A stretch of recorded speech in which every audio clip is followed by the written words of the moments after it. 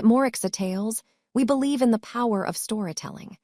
Our scripts weave together deep emotions and dramatic turns to deliver justice where it is most needed. Experience captivating mysteries where the truth eventually shines through, leaving a lasting impact on your heart and mind. After my mother's funeral, I returned to the estate still numb with grief. 3 days later, the lawyer had read her will. She left me a $47 million trust, 3 properties, and the entire vineyard she had built from scratch. I thought losing my mother was the hardest part. But as I entered the house, I overheard my husband whispering on the phone with a woman none other than my sister. His voice was cold, almost gleeful. The old woman's finally gone. All the property now belongs to her, and soon it will be ours. I stood there stunned. In that moment, I made a decision, one that would shatter their entire plan. Thank you for being here with me through this whole journey. Stories like this connect us, don't they? Leave a comment. Where are you listening from? I'd love to see your city or country pop up below. A small disclaimer. This story blends truth with creative elements for educational impact. Names and settings are fictional, but the message I'm sharing, that's meant for you. The chapel smelled like lilies and regret. I sat in the front row of St. Helena's, hands folded in my lap, staring at the closed casket draped in white roses, my mother's favorite, Margaret Sullivan, 70 years old. Stage 4 pancreatic cancer, 3 months from diagnosis to this. The priest's voice droned on something about eternal rest and the grace of God, but I couldn't focus. My chest felt hollow, like someone had scooped out my lungs and left me with just enough air to pretend I was fine. I wasn't fine. 8 months ago, I buried my first husband, David. A head-on collision on Highway 29, just 10 minutes from our house. The police said he didn't suffer. I never believed them. And now my mother. 2 funerals in less than a year. I was 34 years old, and I'd already worn black more times than I could count. Garrett squeezed my hand, my second husband. We'd been married for 10 months, a whirlwind courthouse ceremony after he'd spent 6 months helping me heal. He was a financial advisor or so, he said. Tall, clean-cut, with the kind of smile that made you believe he genuinely cared. I wanted to believe it. You're doing great. He whispered, his breath warm against my ear. Just a little longer. I nodded even though I didn't feel great. I felt like I was drowning. The reception was held at our estate in Napa Valley, 142 acres of rolling vineyards, a sprawling Mediterranean-style house with terracotta tiles and arched windows that framed views of the hills. My mother had built this place from nothing. Sullivan Vineyards, a wine empire worth $25 million a year in revenue, and now it was mine. People filled the living room, friends, distant relatives, business associates, all holding small plates of cheese and crackers, murmuring condolences that sounded rehearsed. I'm so sorry for your loss. She was an incredible woman. If there's anything we can do. I smiled, nodded, thanked them. My face felt like a mask. Sienna, my younger sister, stood near the fireplace, a glass of white wine in her hand. She looked thinner than the last time I'd seen her, sharp collarbones, hollow cheeks, eyes that darted around the room like she was expecting someone to call her out. She'd been struggling with cocaine for 2 years, rehabbed twice, relapsed twice. Our mother had tried everything, therapy, interventions, cutting her off financially. Nothing worked. Sienna caught my eye and raised her glass in a silent toast. I tried to smile back, but something about the way she looked at me, detached, almost calculating, made my stomach twist. By 6 o'clock, the guests were gone. The house felt too quiet, too big. I changed out of my black dress and into jeans, and a sweater pulled my hair into a loose bun and headed downstairs. Garrett was in the kitchen, pouring himself a glass of scotch. He'd loosened his tie, rolled up his sleeves. "You okay?" he asked, sliding the glass across the counter toward me. I shook my head. "I just want to sleep for a week." "I get it." He kissed my forehead. "Why don't you rest? I'll handle the cleanup." I wanted to argue, but exhaustion won. I grabbed the scotch and headed for the stairs. Halfway up, I heard Garrett's phone ring. I paused on the landing, hand on the railing. His voice drifted up from the kitchen, low and casual. "Yeah, it's done. She's finally gone." I froze. The old lady left everything to Eliza. $135 million. Once I get access to those accounts, we're set. My heart slammed against my ribs. I crept back down the stairs, careful to avoid the creaky third step. The Scotch glass trembled in my hand. No, she doesn't suspect a thing. Garrett laughed, a sound I'd heard 1,000 times, but now it felt foreign wrong. She's upstairs right now, probably crying into her pillow. Give me 2 weeks. Once the estate transfer paperwork goes through, we disappear. Bali, maybe, or the Maldives, somewhere with no extradition. I pressed myself against the wall phone clutched in my other hand. My fingers fumbled for the voice memo app.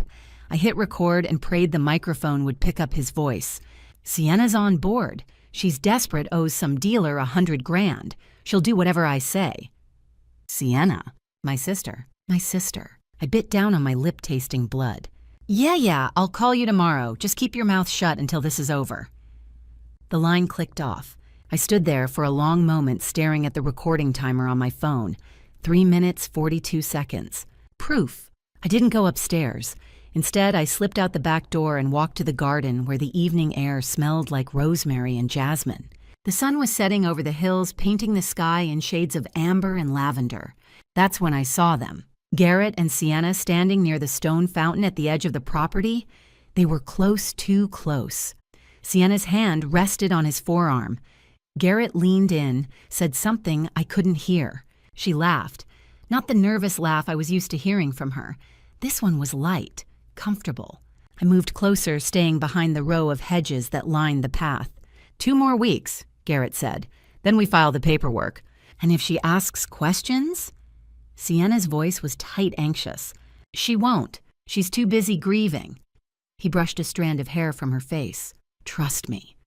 Sienna nodded, biting her thumbnail. I need this to be over. Mateo's threatening me. If I don't pay him soon, you'll get your money. Garrett cut her off. Once Eliza signs everything over, you'll have enough to disappear. Start fresh. Isn't that what you wanted? She didn't answer, just stared at the ground. Garrett kissed her forehead the same way he'd kissed mine an hour ago and walked back toward the house. Sienna stayed there, arms wrapped around herself, looking small and broken. I stayed hidden until she finally turned and went inside. I sat on the bench by the fountain for a long time, phone still recording in my pocket. The sky turned from amber to deep purple. Stars began to appear. My mother was gone.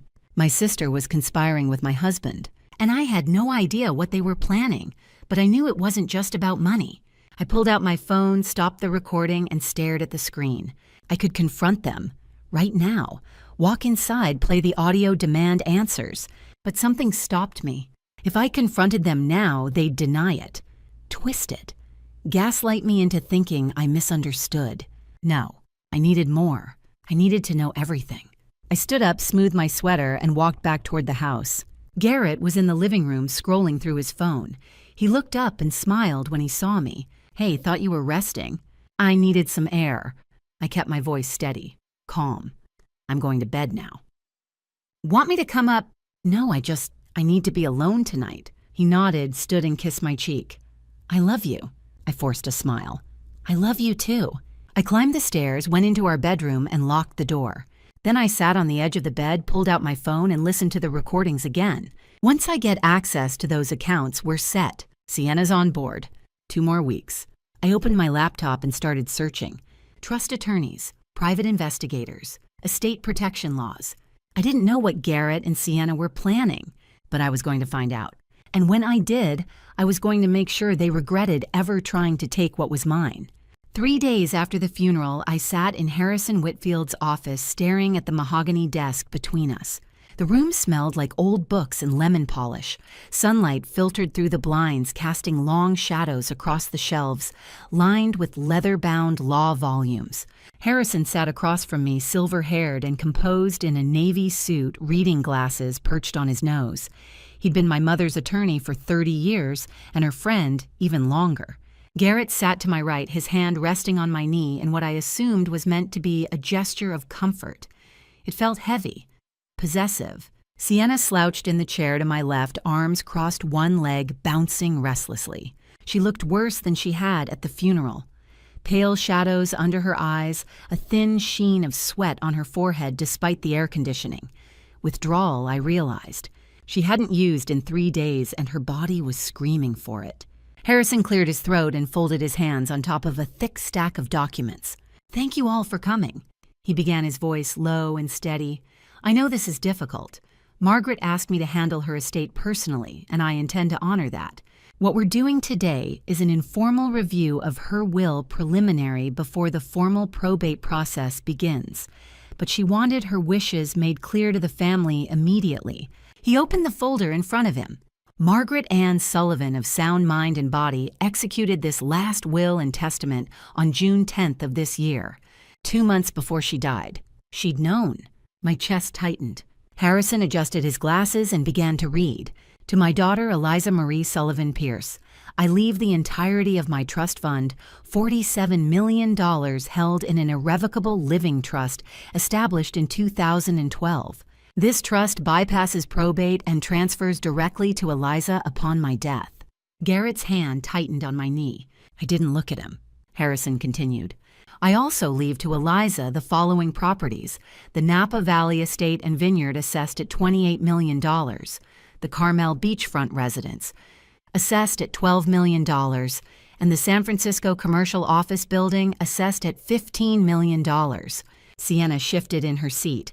I heard her breathe in sharply.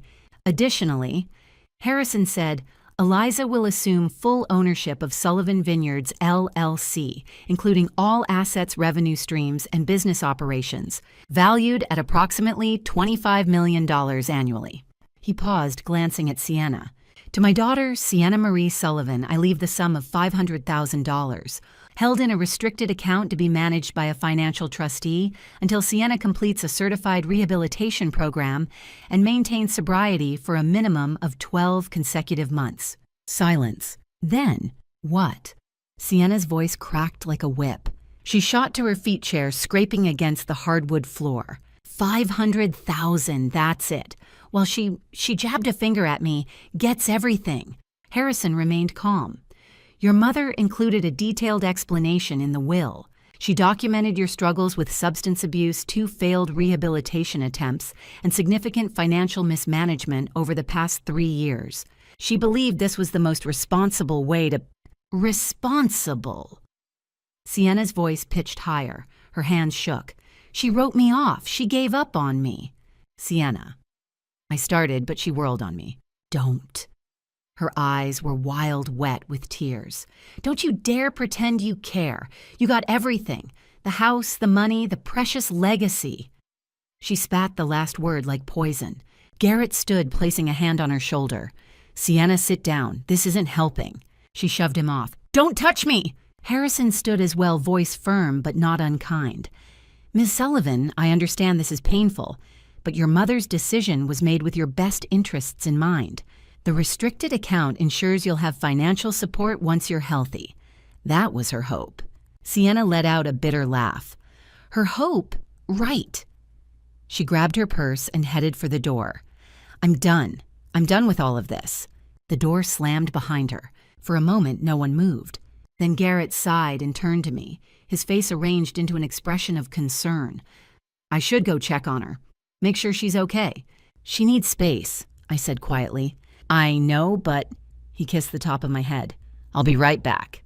He left, closing the door softly behind him, and then it was just Harrison and me. The silence stretched. Harrison took off his glasses, rubbed the bridge of his nose, and looked at me with an expression I couldn't quite read. Sadness. Worry. Something else. "How are you holding up?" he asked. I didn't know how to answer that. "I'm managing." He nodded slowly. "Your mother loved you very much, Eliza. Everything she did, every decision she made, it was to protect you." "I know. Do you—" I looked up sharply. Harrison leaned forward, elbows on the desk. "Margaret came to see me 6 months ago. She was already sick by then, though she didn't tell you yet. She said she needed to make sure her affairs were in order, but she also said—" He hesitated. "She said she was worried about you." My stomach twisted. "Worried? Why, she didn't give me specifics. Just said she had concerns about people close to you, people who might not have your best interests at heart." I thought about Garrett's phone call. Once I get access to those accounts, we're set. "Did she say who?" I asked carefully. Harrison shook his head. No, but she left something for you. Something she wanted you to see alone. My pulse quickened. What is it? Not here. Not now. He glanced toward the door as if checking to make sure we were still alone. Come back tomorrow, 10 o'clock. And Eliza. His eyes met mine, serious and unwavering. Come alone. I wanted to ask more, demand answers, but the door opened and Garrett stepped back inside. Sienna's calmed down, he said. She's waiting in the car. He looked between Harrison and me. Everything okay? Fine, I said quickly. Harrison was just wrapping up. Garrett smiled, but it didn't reach his eyes. Good, let's get you home. You've had a long morning. Harrison stood and extended his hand to me. I'll see you soon, Eliza. I shook it and his grip was firm, steady, a silent promise. We drove home in silence. Garrett kept glancing at me like he was waiting for me to say something. I stared out the window, watching the vineyards roll past. $47 million. 3 properties. A company worth $25 million a year. Everything my mother had built. And Garrett thought he could take it. I didn't know what my mother had left for me in that office, but I knew one thing for certain. She'd seen this coming, and she'd prepared me for it. The next morning, I told Garrett I needed time alone, a spa day, some space to process everything. He didn't question it, just kissed my forehead and said he'd see me at dinner. I drove to Harrison's office in silence, hands gripping the steering wheel too tight. Harrison was waiting for me when I arrived. He closed the door behind me and locked it, a detail that made my stomach clench. Sit down, Eliza, he said gently, gesturing to the chair across from his desk. I sat. He opened a drawer and pulled out a small tablet, placing it on the desk between us. The screen was black. Your mother recorded this 6 months ago, Harrison said quietly. February 10th, 2 weeks after her diagnosis. She asked me to keep it sealed until after her death, and to show it to you privately. My throat tightened. What is it? She wanted to explain. He hesitated. She wanted you to understand why she made the decision she did, and she wanted to warn you. He pressed play. The screen flickered to life, and there she was, my mother, sitting in the study at home, the one with the floor-to-ceiling bookshelves and the bay window overlooking the vineyard. Sunlight streamed in from the left, catching the silver in her hair. She looked thinner than I remembered. Cancer had already started taking pieces of her, but her eyes were sharp, clear, determined. She folded her hands in her lap and looked directly into the camera, directly at me. Eliza, she said, and her voice cracked something open inside my chest. If you're watching this, I'm gone, and I'm so sorry, baby. I'm so sorry I couldn't stay longer. Tears blurred my vision. I blinked them away. I need you to know the truth about Garrett. My breath caught. Margaret leaned forward slightly, her expression hardening. 2 months ago, I had our family accountant run a full audit of the estate. I do this every year, routine financial planning. But this time, something didn't add up. There were withdrawals from your joint accounts that you never authorized. Small amounts at first. $5,000 here, $10,000 there, spread out over 2 years. She paused, jaw tight. $850,000, Eliza. He stole $850,000 from you. The room tilted. I gripped the edge of the desk. Margaret continued. He funneled it through offshore accounts in the Cayman Islands, shell companies, fake names. I hired a private investigator, a woman named Doctor. Paige Thornton, and she confirmed what I suspected. Garrett Pierce isn't even his real name. I stopped breathing. His real name is Garrett Michael Caldwell. He's been investigated by the SEC for securities fraud in 3 different states. He posed as a financial advisor, defrauded at least 20 clients out of millions, and disappeared before they could prosecute. Then he found you. Her voice softened, filled with something that sounded like grief. He targeted you, Eliza, after David died, when you were vulnerable, when you needed someone to help manage the estate. He saw an opportunity and he took it. I pressed my hand to my mouth, choking back a sob. I wanted to tell you, Margaret said, eyes glistening.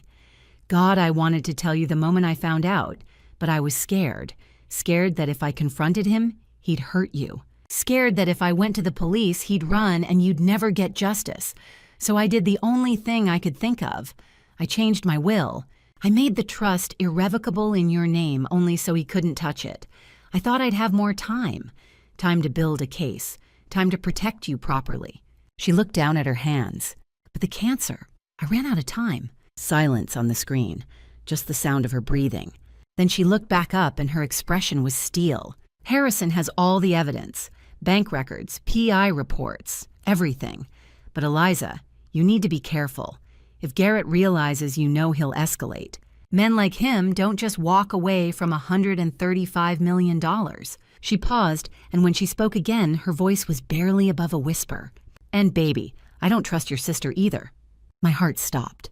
I don't know if she's involved. I don't know how deep it goes. But Paige saw her meeting with Garrett multiple times over the past 6 months. Lunches, coffee, conversations that lasted hours. I wanted to believe she was just lost, struggling. But my gut tells me it's more than that. Margaret's eyes filled with tears. I'm sorry. I'm so sorry you have to carry this alone. But you're stronger than you know. You're my daughter. You're a fighter. Don't let them take what's yours. Don't let them win. She reached toward the camera as if she could touch me through the screen. I love you, Eliza. I will always love you, and I will always be with you. The screen went black. I sat there frozen, staring at the empty screen. Harrison didn't move, didn't speak. Finally, I whispered, "Does he know? Does Garrett know you have this?" "No," Harrison said. Margaret kept it completely confidential. Not even her accountant knew. "What about the SEC if they're investigating him?" "They don't have enough yet." Harrison interrupted gently. "White-collar crime cases take years. Garrett's good at covering his tracks. The PI report gives us a head start, but it's not enough for a criminal conviction. Not yet." I looked at him. "So what do I do?" Harrison reached into his desk drawer and pulled out a small black USB drive. He placed it in my palm. "This contains everything. Financial records, screenshots of offshore accounts, PI surveillance photos, witness statements from his previous victims. It's not enough to arrest him, but it's enough for you to protect yourself." I closed my fist around the drive. "Your mother wanted you to have options," Harrison said. "You can go to the police. You can file for divorce. You can confront him. Or," he met my eyes, "you can investigate further. Gather more evidence. Build a case that's airtight." I stared at the USB. $850,000. A fake name. 20 defrauded clients. My sister meeting with him in secret. And my mother gone leaving me breadcrumbs to follow. "I need more," I said quietly. Harrison nodded slowly. "Then we'll get it." I stood up, slipping the USB into my purse. "Thank you, Harrison. Your mother loved you," he said. "Everything she did to keep you safe." I nodded, unable to speak. I walked out of that office with my mother's voice still ringing in my ears. Don't let them win. I wouldn't. I didn't know how yet. I didn't know what my next move was. But I knew one thing for certain. Garrett thought he was playing me. He had no idea I was about to flip the board. For the next week, I became someone I didn't recognize. A woman who ordered surveillance equipment online using a prepaid Visa card.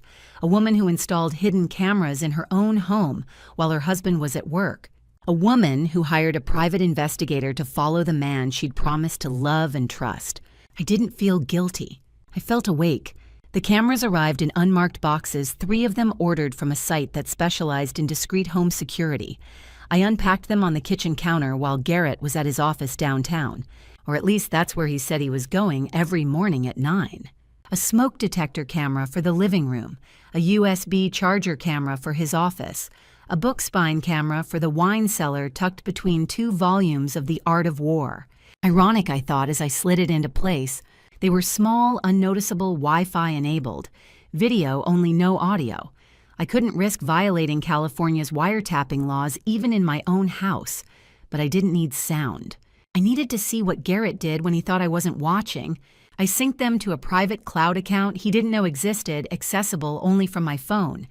Then I tested each one watching the live feed from the guest bedroom upstairs. Living room, clear view of the couch and front door. Office, his desk, computer, filing cabinet.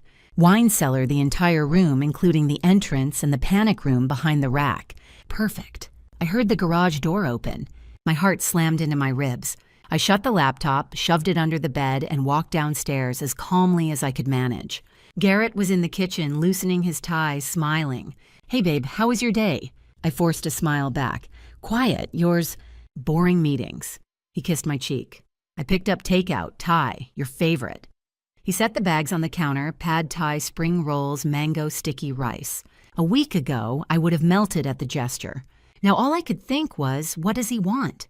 The next morning, I drove to Sonoma to meet Dr. Paige Thornton. Harrison had given me her contact information along with the USB. "Your mother trusted her," he'd said. "You can too." We met at a quiet cafe on the edge of town, far enough from Napa that no one would recognize me. Paige was already seated when I arrived, mid-40s, short brown hair, sharp gray eyes that seemed to catalog everything in the room. She wore a black blazer and jeans, a tablet resting on the table in front of her. She stood when she saw me, extended her hand. "Eliza, I'm sorry for your loss." Her grip was firm, professional. "Thank you." I sat down across from her, ordered a coffee I wouldn't drink. Paige didn't waste time. "Your mother hired me 6 months ago," she said quietly. "She suspected your husband was stealing from you. I confirmed it. Offshore accounts, shell companies, falsified documents. Everything's in the report Harrison gave you." I nodded. I saw it. "Good." She opened the tablet, swiped through a few files. Margaret also asked me to monitor Garrett's movements. She wanted to know who he was meeting, where he was going, whether anyone else was involved. She turned the screen toward me. A photo. Garrett and Sienna sitting at an outdoor cafe in St. Helena. Close. Too close. His hand on hers. My stomach twisted. "This was taken 3 weeks ago," Paige said. "I have 12 more like it. Different locations. Same behavior." I stared at the photo. My sister. My sister. "How long?" I asked, voice barely steady. "At least 6 months. Possibly longer. Your mother didn't want to tell you until she had proof." I closed my eyes. Paige's voice softened. "I know this is hard, but if you want me to keep digging, I will. 15,000 retainer. I'll track his movements, document everything, and report back to you weekly. Cash or check, your choice. No paper trail if you don't want one." I opened my purse, pulled out a cashier's check I'd withdrawn from my trust fund that morning. $15,000. I slid it across the table. "I want everything," I said. "Every meeting, every phone call you can document, every place he goes. I want to know what he's planning." Paige took the check, nodded once. "You'll have it." That night, I sat in the study with my laptop pulling up our joint bank account statements. I'd been avoiding them, letting Garrett handle the finances because he was the expert, because I trusted him. God, I'd been so stupid. I scrolled through 2 years of transactions. Investment transfer, $8,500. August 3rd. Investment transfer, $6,200. July 3rd. Investment transfer, $10,000. June 3rd. Every month, like clockwork. Always labeled investment transfer. Always on the 3rd of the month. I cross-referenced the account numbers with the offshore records on Margaret's USB. They matched. He'd been stealing from me for 2 years. Right under my nose. I sat back, hands shaking, staring at the screen. $850,000. And he was still doing it. Garrett was different that week. Attentive, affectionate, almost performative. He brought me coffee in bed, cooked dinner 3 nights in a row, bought flowers, white roses, my favorite, gave me a massage one evening while we watched a movie I didn't care about. "You seem tense," he murmured, hands kneading my shoulders. "You okay?" "Just tired," I lied. "I know. Losing your mom, it's a lot." He kissed the top of my head. "But I'm here. You know that, right? I'm not going anywhere." I smiled even though my skin crawled. Love bombing, I thought. That's what this was. A manipulation tactic. Make me feel safe, love-dependent, so I wouldn't question him when he asked me to sign estate paperwork. So I'd hand over control without a fight. My mother's voice echoed in my head. Men like him don't just walk away from $135 million. "I know," I whispered. "Thank you." He smiled, kissed my temple, and went back to the movie. I watched his reflection in the TV screen. Calculating, cold. He wasn't my husband. He was a predator. And I was his prey. 5 days after I hired Paige, she sent me an email. The subject line, update number 1. I opened it in the guest bedroom door, locked, heart pounding. 3 photos attached. The first Garrett and Sienna at a cafe in downtown Napa, laughing, her hand on his forearm. The second Garrett leaning in, whispering something in her ear, her eyes closed, smiling. The third, them kissing. Not a peck, a real kiss. The kind you give someone you're in love with. I stared at the screen until my vision blurred. My husband, my sister. Paige's note at the bottom read, "They met 3 times this week. Same cafe, same table. Pattern suggests ongoing relationship. Let me know if you need more." I closed the laptop, walked to the bathroom, stared at myself in the mirror. My mother had tried to warn me, and now I had proof. Garrett wasn't just stealing my money. He was planning to take everything, and Sienna was helping him. I didn't cry. I didn't scream. I just stood there, hands gripping the sink, staring at my own reflection. And I made a decision. They thought I was weak, grieving, naive, easy to manipulate. They had no idea what I was capable of. I pulled out my phone and texted Paige, "Keep going, I need everything." Her reply came 30 seconds later. "You got it." I slipped the phone into my pocket, walked back downstairs, and found Garrett in the kitchen pouring wine. "Hey," he said, smiling, "want a glass?" I smiled back. "Sure." He handed me the glass, kissed my cheek. I sipped the wine and watched him over the rim. He had no idea I was about to destroy him. I'd been avoiding the wine cellar since my mother died. Too many memories, the two of us walking between the rows of bottles, her teaching me about vintages and terroir, the way her face lit up when she found something rare. The last time we were down there together, she'd pulled a 1982 Chateau Margaux from the rack and said, "This one's special, Eliza. We'll open it when we have something to celebrate." We never did. But when Garrett asked me to grab a bottle of 1995 Opus 1 for dinner, I had no choice. I stood at the top of the cellar stairs, hand on the light switch, heart pounding for no reason I could name. "Just go. Get the bottle. Come back up." I flipped the switch and descended. The air was cool and damp, smelling of oak and earth. Rows of wine bottles stretched out in front of me, organized by region and vintage. My mother's system, precise, methodical. I found the Opus 1 easily 3rd row eye level, but as I reached for it, something caught my eye. A bottle 2 rows over. 1982 Chateau Margaux, the one my mother had mentioned, the one we were supposed to open together. I walked toward it slowly, pulse quickening. The bottle sat at an angle slightly forward, as if someone had pulled it out and put it back carelessly. The wax seal around the cork, deep red, embossed with the Chateau's crest, was cracked. Not aged cracking, fresh cracking. I lifted the bottle carefully, turning it in the dim light. There, a tiny puncture in the wax just below the seal, barely visible unless you were looking for it. My stomach dropped. I set the Opus 1 on the ground and carried the Margaux upstairs, cradling it like evidence. 3 days later, I sat in my car outside a private toxicology lab in Oakland, 2 hours from Napa. I'd called ahead, paid cash, said I suspected contamination in an expensive bottle of wine and wanted it tested before I drank it. The receptionist didn't ask questions. I walked inside, handed over the bottle wrapped in a brown paper bag, and signed a waiver that this was a private request not connected to any legal case. "Results in 72 hours, the technician said, handing me a receipt. I nodded left and spent the next 3 days barely sleeping. The call came on a Tuesday afternoon. I was sitting in the study, laptop open, pretending to answer emails. Garrett was at his office or wherever he really went during the day. My phone rang, unknown number. "Mrs. Pierce." A woman's voice, clinical, calm. "Yes, this is Dr. Amy Caldwell from the toxicology lab. We have your results." I held my breath. "Ma'am, we found ethylene glycol in the sample you provided." The room tilted. "What?"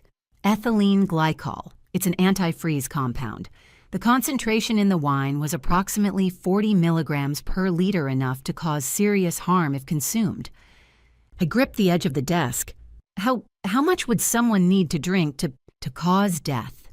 Dr. Caldwell's voice softened.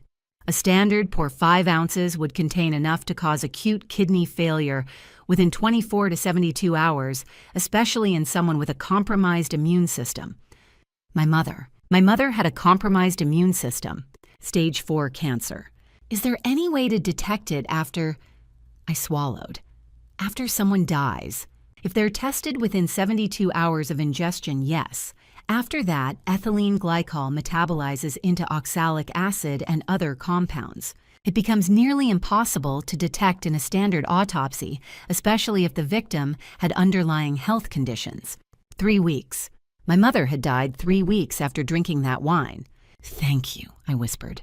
"Ma'am, if you suspect poisoning, I strongly recommend contacting law enforcement." I hung up. I sat there for a long time staring at the wall. Garrett had poisoned her. He'd injected antifreeze into a bottle of wine, convinced her to drink it, and watched her die slowly. And because she had cancer, no one questioned it. Kidney failure, just another complication. He'd gotten away with it. I opened my laptop, hands shaking, and typed ethylene glycol poisoning symptoms. The results loaded. Stage 1, 30 minutes to 12 hours. Intoxication-like symptoms. Nausea, vomiting. I remembered. My mother had complained of nausea the night after she drank the wine. I thought it was chemo. Stage 2, 12 to 24 hours. Metabolic acidosis. Rapid heart rate. She'd been hospitalized 2 days later. The doctors said her heart was struggling. Stage 3, 24 to 72 hours. Acute kidney failure. She'd been on dialysis for a week before she died. I closed the laptop. He'd planned it, every step, and I'd sat there holding her hand, never knowing. I went back to the wine cellar. This time I didn't hesitate. I walked straight to the rack where the Margot had been, ran my hands along the wood, searching for what I didn't know. And then I felt it, a loose stone in the wall behind the rack. Small, easy to miss unless you were looking. I pried it out carefully. Behind it, tucked into a narrow gap, was a folded piece of paper. My heart stopped. I pulled it out, unfolded it with trembling hands. My mother's handwriting. "Eliza, if something happens to me, suddenly check the 1982 Chateau Margaux."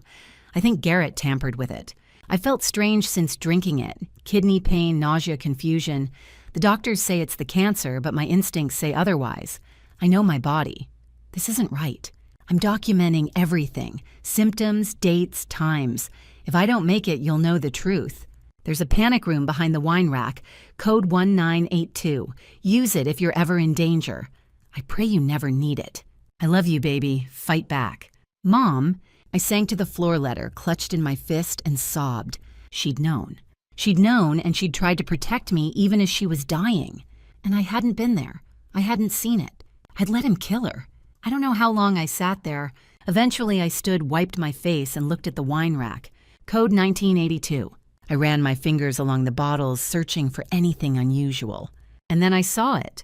4 bottles of Chateau Margaux, 1982 vintage, arranged in a specific pattern on the top shelf.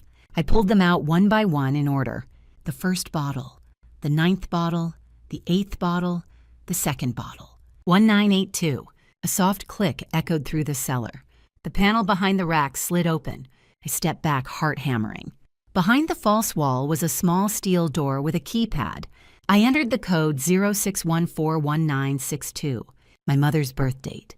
The door unlocked. Inside was a room, 8 by 10 feet, emergency lighting, oxygen tanks, a laptop, a satellite phone, a small safe, and a note taped to the laptop screen. If you're reading this, I was right. Stay safe. Use everything here. Trust Harrison. Don't let them win. I picked up the laptop, opened it. Files, documents, photos, evidence. She'd left me everything. I walked back upstairs, locked the cellar door behind me, and sat down at the kitchen table. Garrett would be home in 2 hours. I had proof now. He'd murdered my mother. He'd stolen nearly $1 million from me. He was sleeping with my sister, and he thought I had no idea. I pulled out my phone and texted Paige. "We need to meet tomorrow. I have something you need to see." Her reply came immediately. "I'll be there." I set the phone down and stared at the wine bottle Garrett had asked for, the Opus one, still sitting on the counter. He wanted me to pour it at dinner tonight. Smile, laugh, pretend everything was fine. I could do that. I'd done it for weeks. But now I knew the truth, and I was going to make sure he paid for it. The footage arrived 2 weeks later, an encrypted email from Paige with a subject line that made my stomach drop. "You need to see this." I was alone in the study, the house dark and silent around me. Garrett had gone to bed an hour ago. I told him I needed to finish some work. I opened the email, 5 attachments, each one labeled with a date. I clicked the first. September 7th, St. Regis Hotel, San Francisco, 6:47 p.m. Security footage, black and white, the lobby entrance. Garrett walked in first, wearing the navy suit he'd told me he wore to a client meeting. Behind him, Sienna in a black dress I'd never seen before. They didn't touch, didn't look at each other, but they walked to the elevator together. The timestamp jumped. 7:02 p.m., elevator doors closing. Garrett's hand on the small of Sienna's back. 10:34 p.m., same elevator. Both of them stepping out. Sienna's hair mussed, Garrett adjusting his tie. I closed the video, opened the second. September 11th, same hotel, 7:15 p.m. Again, the third. September 15th, 6:50 p.m. Again, 3 times in 2 weeks. I sat back nauseous. I'd known since Paige's first report, but seeing it, watching them walk into that hotel together, watching them leave hours later, made it real in a way that photos hadn't. My sister, my husband, 3 times. I clicked the 4th attachment, an audio file, 2 minutes, 18 seconds. I pressed play. Static, background noise, cars, distant voices. Then Garrett's voice, clear and unmistakable. Sienna babe, I told you. Once Eliza signs the estate transfer, we'll have access to everything. Then we disappear. Bali, Maldives, anywhere you want. A pause. Sienna's voice, quieter, anxious. What if she doesn't sign? She will. She trusts me. And if she doesn't? He laughed. Let's just say I have a backup plan. Garrett, relax. Everything's under control. You'll get your money. Mateo will leave you alone. We'll be free. The audio cut off. I played it again. And again. Once Eliza signs the estate transfer, I have a backup plan. My hands shook. He was planning something. Something worse than theft. Worse than an affair. He was planning to get rid of me. The 5th attachment was a document, a 2-page report. I opened it. Confidential, Pierce investigation prepared by Dr. Paige Thornton. Licensed private investigator, date, September 19th, 2025. Subject, Sienna Marie Sullivan. Summary. Surveillance conducted over 2 weeks confirms ongoing relationship between Garrett Pierce and Sienna Sullivan. Evidence includes 3 documented visits to Street, Regis Hotel, San Francisco, September 7th, 11:15, overheard phone conversation. September 8th, indicating conspiracy to obtain estate transfer signatures. Financial motive confirmed financial intel. Subject Sienna Sullivan owes $120,000 to Mateo Ruiz, DOB April 12th, 1989, a known cocaine distributor with ties to organized crime. Debt incurred over 18 months. Ruiz has issued threats of violence if payment is not received within 30 days. Deadline October 12th, 2025. Evidence 2 meetings observed between Sullivan and Ruiz. September 12th, September 16th. Lip reading analysis and source confirmation indicate debt amount and timeline. Assessment. Sullivan appears to be participating in conspiracy under duress. Garrett Pierce is exploiting her financial desperation to secure her cooperation. However, Sullivan remains legally complicit in fraud and potential conspiracy to commit harm. Recommendation. This case has escalated beyond civil fraud. Evidence suggests potential for violence. I strongly recommend contacting federal authorities, FBI, immediately. Local police lack jurisdiction and resources for interstate fraud, offshore accounts, and organized crime connections.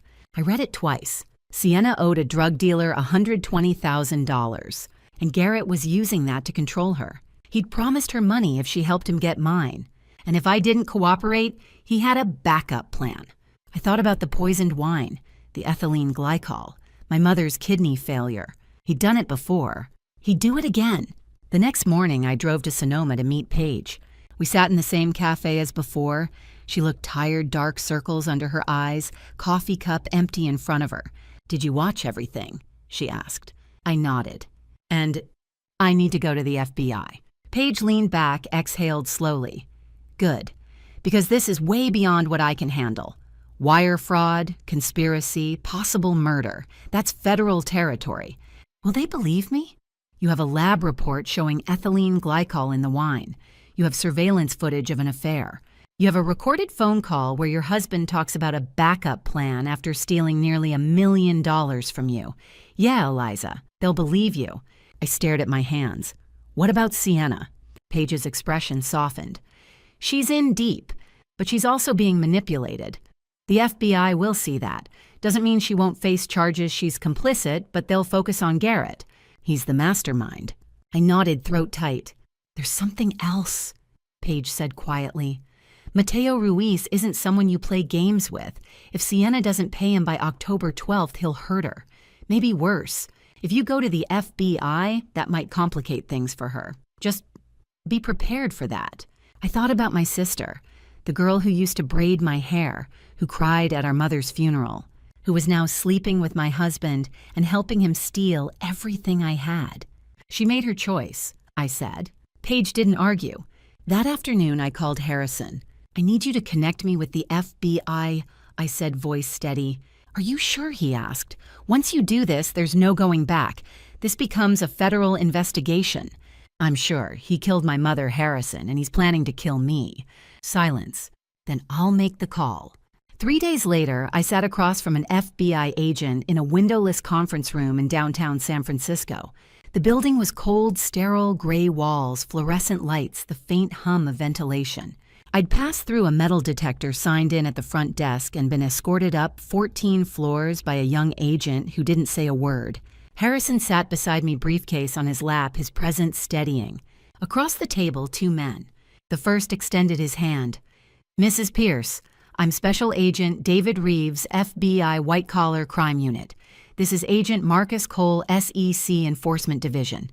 I shook their hands. Reeves had a firm grip, sharp gray eyes, close-cropped hair starting to silver at the temples. Cole was younger, glasses perched on his nose, a tablet already open in front of him. Thank you for coming in, Reeves said, sitting. I know this isn't easy. I nodded, throat dry. Before we begin, Reeves continued, I want you to know that everything you tell us today is confidential. This room is secure, and you're not in any trouble. You're here because we believe you have information that can help us. I swallowed. Harrison said you've been investigating my husband. Reeves and Cole exchanged a glance. We have, Reeves said. For 8 months. The room tilted. 8 months. He nodded. Your husband, or rather the man you know as Garrett Pierce, has been on our radar since January. But we didn't know he was Garrett Pierce until you came forward. I stared at him. I don't understand. Reeves leaned forward, folding his hands on the table. The person we've been investigating goes by the name Michael Grant. Michael Grant. I'd never heard that name before. He's a financial advisor, Reeves continued. Or at least that's what he claims to be. In reality, he's a con artist. Over the past 5 years, he's defrauded at least 22 victims out of $12 million. 12 million. 22 people. We've been building a case, Cole added, tapping his tablet. A chart appeared on the screen mounted to the wall, a web of names, dates, account numbers. Offshore accounts in the Cayman Islands, Switzerland, Singapore. Shell companies, fake credentials. He's good. Very good. But we've been tracking him. I couldn't breathe. Michael Grant and Garrett Pierce are the same person, I whispered. Yes, Reeves said. He uses Michael Grant for his fraud operations. Garrett Pierce is his real name, or at least the name on his marriage certificate. We didn't make the connection until Harrison reached out and mentioned your husband's offshore accounts. The account numbers matched our investigation. I gripped the edge of the table. Garrett wasn't just stealing from me. He'd been doing this for years, to dozens of people. Who are the victims? I asked. Cole pulled up another screen, a list of names redacted, but I could see the amounts beside each one. $480,000. $620,000. $1.2 million. Mostly widows, Cole said quietly. Recent divorcees. People who'd just come into money and didn't know how to manage it. He targets vulnerable individuals, gains their trust, convinces them to invest with him. Then he funnels the money offshore and disappears. I thought about David, my first husband, the accident, how lost I'd been, how Garrett had shown up 6 months later offering to help. He targeted me, I said. Yes, Reeves said. You fit his profile perfectly. Widow, inherited wealth, grieving. He saw an opportunity. My stomach turned. But here's the problem, Reeves continued. Securities fraud is a federal crime. We can prosecute him for that, but the maximum sentence is 10 to 15 years. With a good lawyer, he could be out in 5. I stared at him.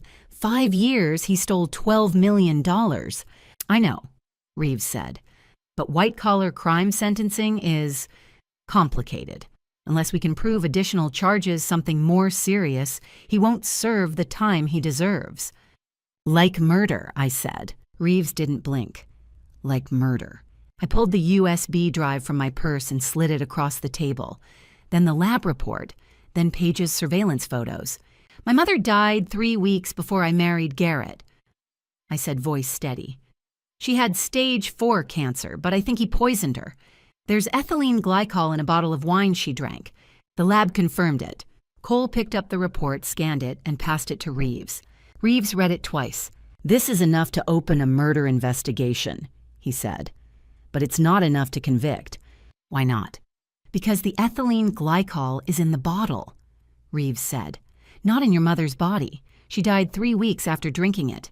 By then, the poison had metabolized.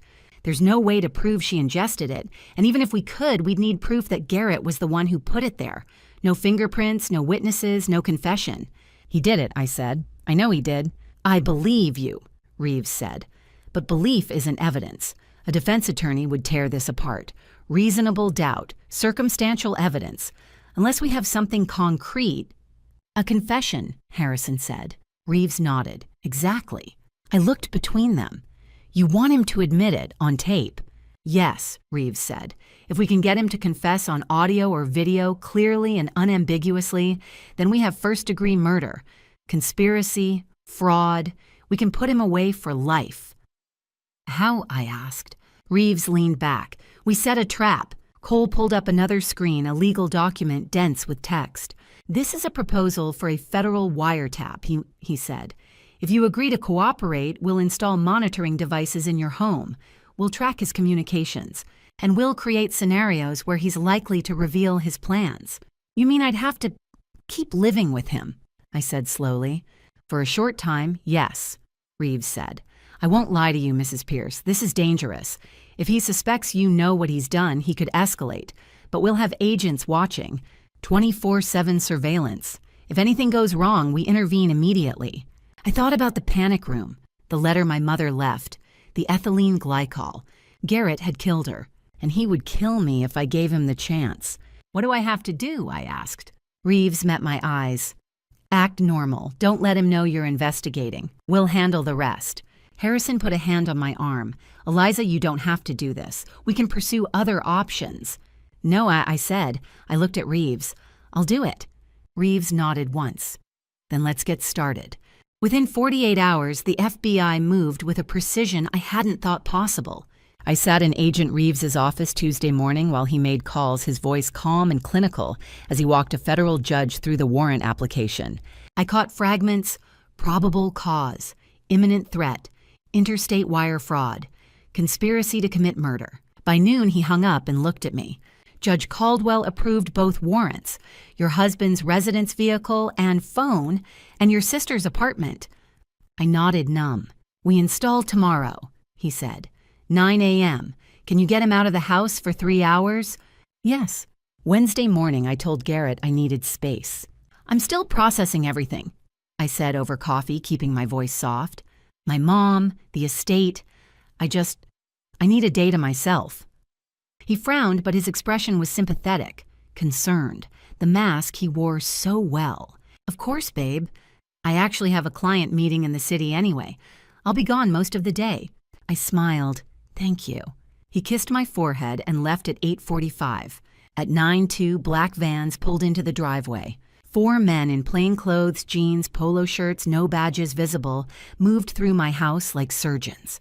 I stood in the front yard, arms crossed, watching through the windows. Agent Reeves stood beside me. They'll be done in 2 hours, he said. You won't even know the devices are there. What if Garrett finds them? He won't. These aren't the kind of bugs you see in movies. They're smaller than a pill, wireless, encrypted. We've been using this tech for 5 years. No one's ever found one. I watched one of the techs unscrew the base of Garrett's desk lamp. He pulled out a tiny silver disc no bigger than a watch battery and pressed it into the hollow space. Then he reassembled the lamp and tested the light. It worked perfectly.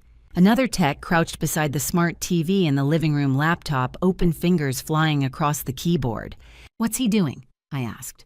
"Hacking the firmware," Reeves said. "Your TV already has a camera and microphone. We're just repurposing them." I felt sick. This was my home, the place my mother had built, and now it was a surveillance trap. But it had to be done. By 11:30, the vans were gone. Reeves walked me through the house, pointing out each device. Office lamp, living room TV, kitchen smoke detector, that one's just backup, and his car under the dashboard. We'll monitor 24/7. Everything gets recorded, transcribed, and flagged for keywords. What about his phone? Already done. Reeves pulled out his tablet, showed me a screen with Garrett's text messages, call logs, GPS location. He clicked a phishing link this morning, bank security alert. Looked legitimate. Now we have full access. I stared at the screen. Garrett's last text, heading into the city. Client meeting at 11. Love you. Sent to me. A lie. His GPS showed he was at a cafe in St. Helena, 15 minutes from home, not San Francisco. I looked at Reeves. He's not at a client meeting. No, Reeves said. He's meeting your sister. He pulled up another screen, a photo timestamped 10 minutes ago. Garrett and Sienna sitting across from each other at an outdoor table, her hand on his. I closed my eyes. "We're watching him," Reeves said quietly. "Every move." That afternoon, Reeves trained me. We sat in a conference room at the FBI office, just the two of us, a recorder on the table between us. "This is going to be hard," he said. "Maybe the hardest thing you've ever done. You're going to go home and you're going to pretend everything is normal. You're going to smile, laugh, sleep in the same bed as a man who murdered your mother." I swallowed. "I'm not going to sugarcoat it," Reeves continued. "If you break, if you confront him, if you let him see, you know this whole operation falls apart. Worse, he could hurt you. I understand. Do you—" He leaned forward.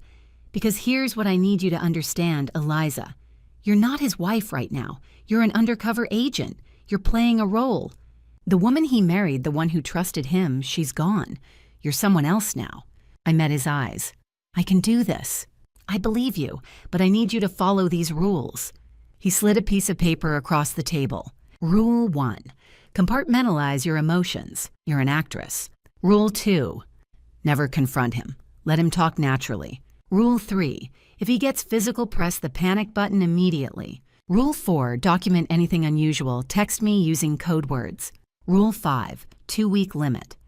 October 8th. We pull you out regardless. Reeves pulled a small necklace from his pocket, a silver locket on a delicate chain. "This is your panic button," he said, opening the locket. Inside a tiny red button. "Press it for 3 seconds and we'll have agents at your door in under 5 minutes. It also streams live audio and GPS. Wear it at all times." I put it on. It felt heavier than it looked. "One more thing," Reeves said. "We need him to talk about the estate transfer. That's when he'll reveal his plan. So if he brings it up, don't shut him down. Let him explain. Ask questions. Act like you're considering it.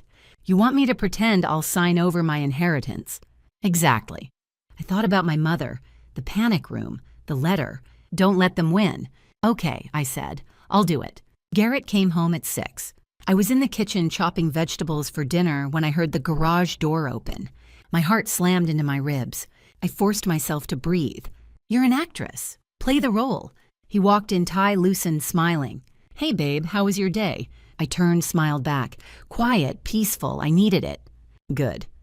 He kissed my cheek and I didn't flinch. "What are we making?" "Stir fry, your favorite." He poured himself a glass of wine, leaned against the counter, watched me cook. And I felt it, the weight of the microphone in the lamp 10 feet away, the camera in the TV across the room, the GPS tracker in his car. The FBI was watching. I wasn't alone. That night, I made an excuse. "I'm exhausted," I said, climbing into bed. "I think I'm coming down with something." Garrett frowned, felt my forehead. "You do feel warm. Get some rest." He turned off the light, and I lay there in the dark, staring at the ceiling. He was 2 feet away, the man who'd poisoned my mother, who'd stolen nearly $1 million, who was planning to kill me. And I had to pretend I loved him. I thought about the panic button around my neck. 3 seconds, 5 minutes. I could survive this. I had to. A week into the surveillance, Garrett made his move. It started over breakfast. I was pouring coffee when he slid a stack of papers across the kitchen table. "What's this?" I asked, keeping my voice light. "Estate planning documents," he said, smiling. "I've been thinking we should put everything in both our names, joint ownership. It just makes sense, for tax purposes. And if something happens to one of us, the other is protected." I stared at the papers. 50-page transfer agreement, my mother's trust, the properties, the business, everything. My hand tightened on the coffee pot. I don't know, Garrett. This is my mother's legacy." He reached across the table, took my hand. His grip was firm, too firm.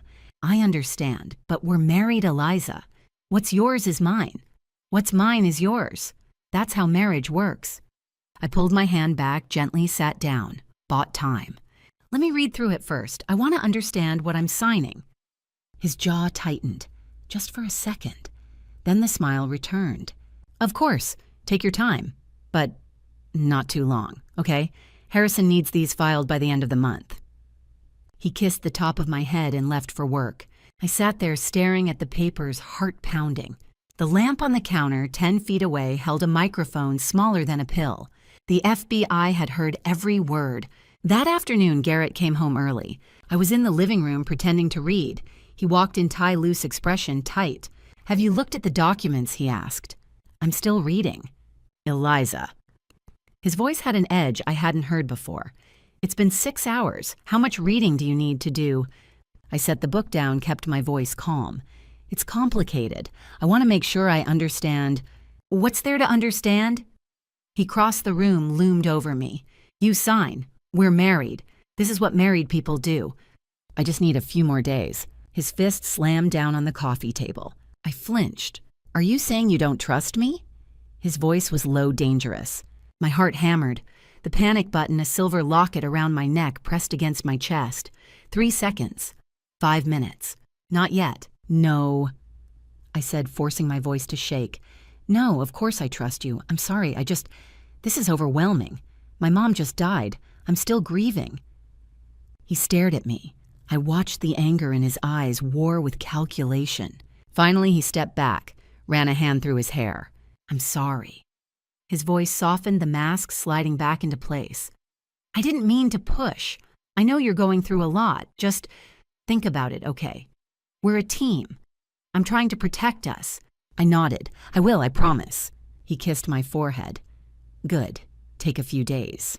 But Eliza." He tilted my chin up, met my eyes. "We need to do this soon." "I know." He left the room. I sat there, hand pressed to my chest, feeling my pulse race. The TV across from me held a camera.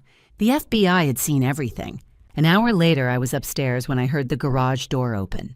Then close. I walked to the bedroom window, looked down. Garrett's car was still in the garage, but he was sitting inside it. Door closed. Phone to his ear. My stomach dropped. 30 seconds. A minute, 2. Finally, he got out, walked back into the house. I heard him call up the stairs. "Babe, I'm going for a run. Be back in an hour." "Okay," I called back. The front door closed. I waited. 10 minutes later, my phone buzzed. A text from an unknown number. "Secure line, answer." I pressed call. "Eliza." Agent Reeves's voice. Calm, clinical. "We recorded a phone call from Garrett's car 20 minutes ago. You need to hear this." "What did he say?" "I'm sending it now. Audio file encrypted. Listen, then call me back." The line went dead. A notification popped up. I opened it, pressed play. "Sienna, we have a problem." Garrett's voice, clear, unmistakable. "What happened?" Sienna, anxious. "She's stalling. I brought up the estate transfer. She said she needs time. Garrett Mateo's deadline is in 11 days. If I don't pay him..." "I know, we need to move faster. If she doesn't sign by next week, we go to Plan B." A pause. Then Sienna's voice quieter. "Plan B, you mean..." "The wine cellar, just like Margaret." The room spun. "An accident," Garrett continued. "Carbon dioxide, she'll pass out. We call 911 too late. No one questions it. I've done it before. It works. I stopped the recording. Sat on the edge of the bed, hands shaking. I've done it before. He'd admitted it. He'd killed my mother, and he was planning to kill me. I called Reeves back. Did you hear it? He asked. Yes. That's our confession. Conspiracy to commit murder. Admission of prior murder. We have him, Eliza. Then arrest him, I said, voice breaking. Arrest him now. We can't. What? The recording is strong evidence, but a defense attorney will argue Plan B and wine cellar are vague. They'll say he was speaking metaphorically. We need more. We need him to try. I closed my eyes.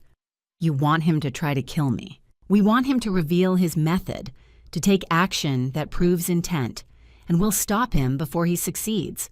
How? We'll set the trap. You'll go to the wine cellar. He'll follow. We'll have agents in position. The moment he makes a move, locks you in tampers with ventilation, anything we intervene. Arrest him on the spot for attempted murder. Combined with this recording, he'll never see daylight again.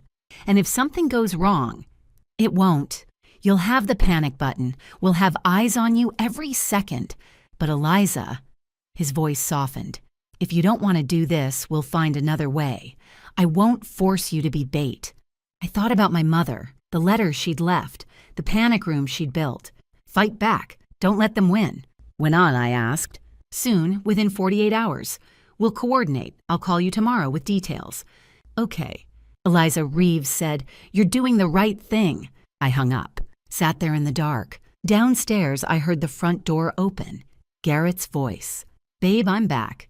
I stood, wiped my face, walked to the bathroom, splashed cold water on my cheeks, looked at myself in the mirror. You're not his wife. You're an undercover agent. I walked downstairs. Garrett was in the kitchen drinking water, sweating from his run. He smiled when he saw me. Hey, you okay? I smiled back. Yeah, just tired. Have you thought more about the papers? I have. I stepped closer, touched his arm. You're right. We're a team. I'll sign them. Just give me until the weekend. I want to read everything one more time. His face lit up. Really? Really? He pulled me into a hug. I let him, counted to 5, pulled away. I'm going to bed early tonight, I said. Long day. Of course, I'll be up soon. I walked upstairs, closed the bedroom door, and locked it. Then I sat on the floor back against the wall and let myself shake. 2 days. In 2 days, Garrett would try to kill me, and I would let him. 2 days before everything exploded, Agent Reeves pulled me into a safe house. It was an hour north of Napa, tucked into the hills of Sonoma, a nondescript ranch house with blackout curtains and no visible address.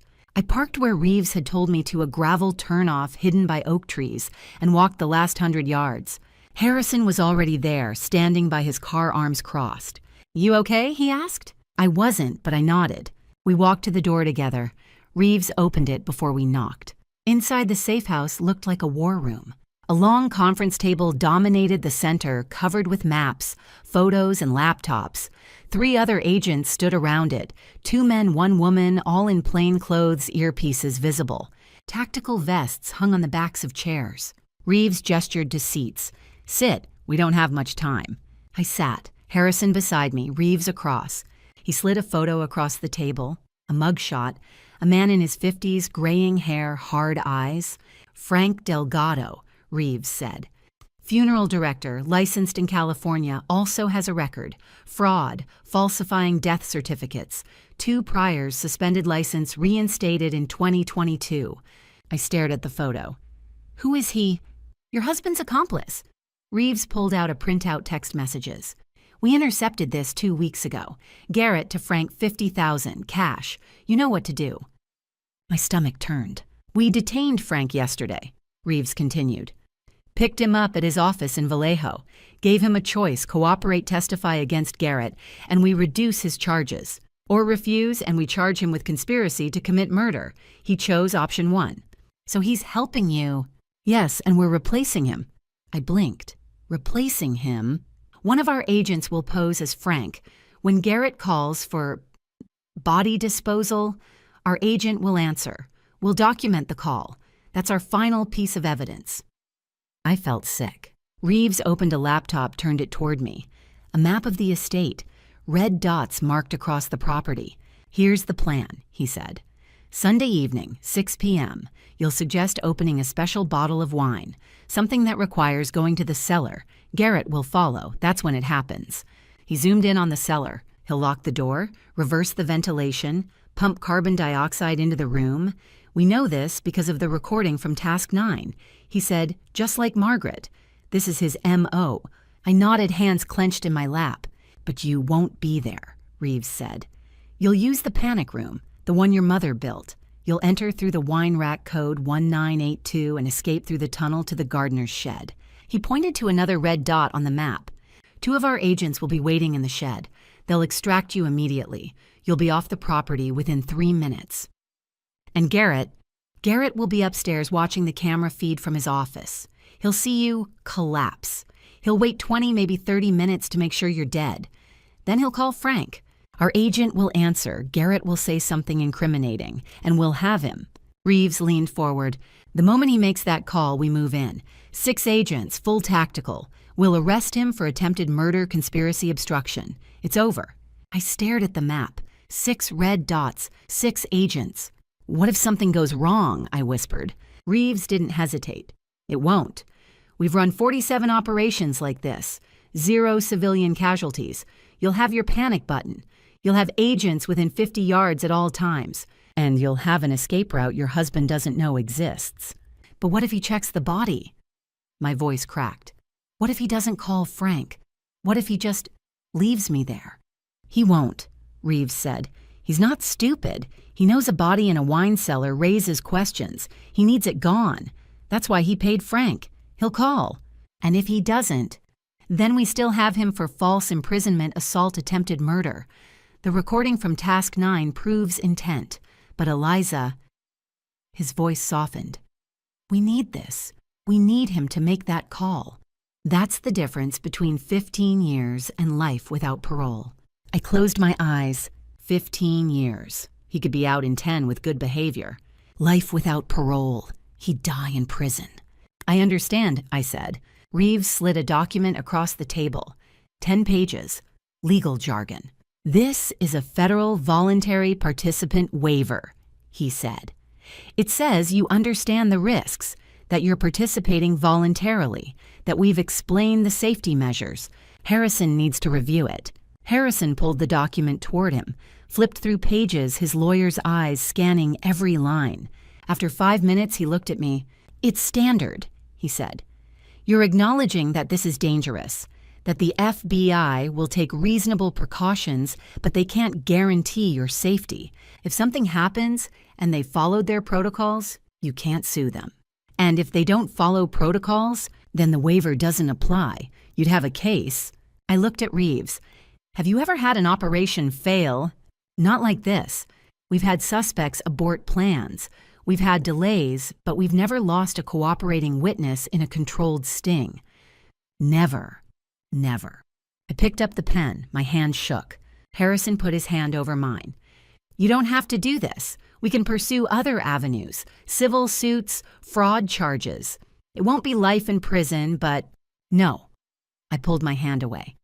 I want him to pay for what he did to my mother. I want him in prison for the rest of his life.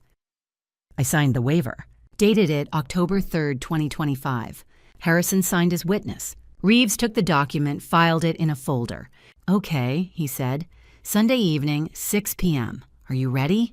I thought about my mother, the panic room, the letter. Fight back. Don't let them win. When do your agents deploy? I asked.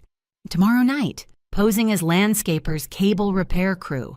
By Sunday afternoon, they'll be in position. You won't see them, but they'll be there. I nodded. Harrison stood, walked around the table, pulled me into a hug.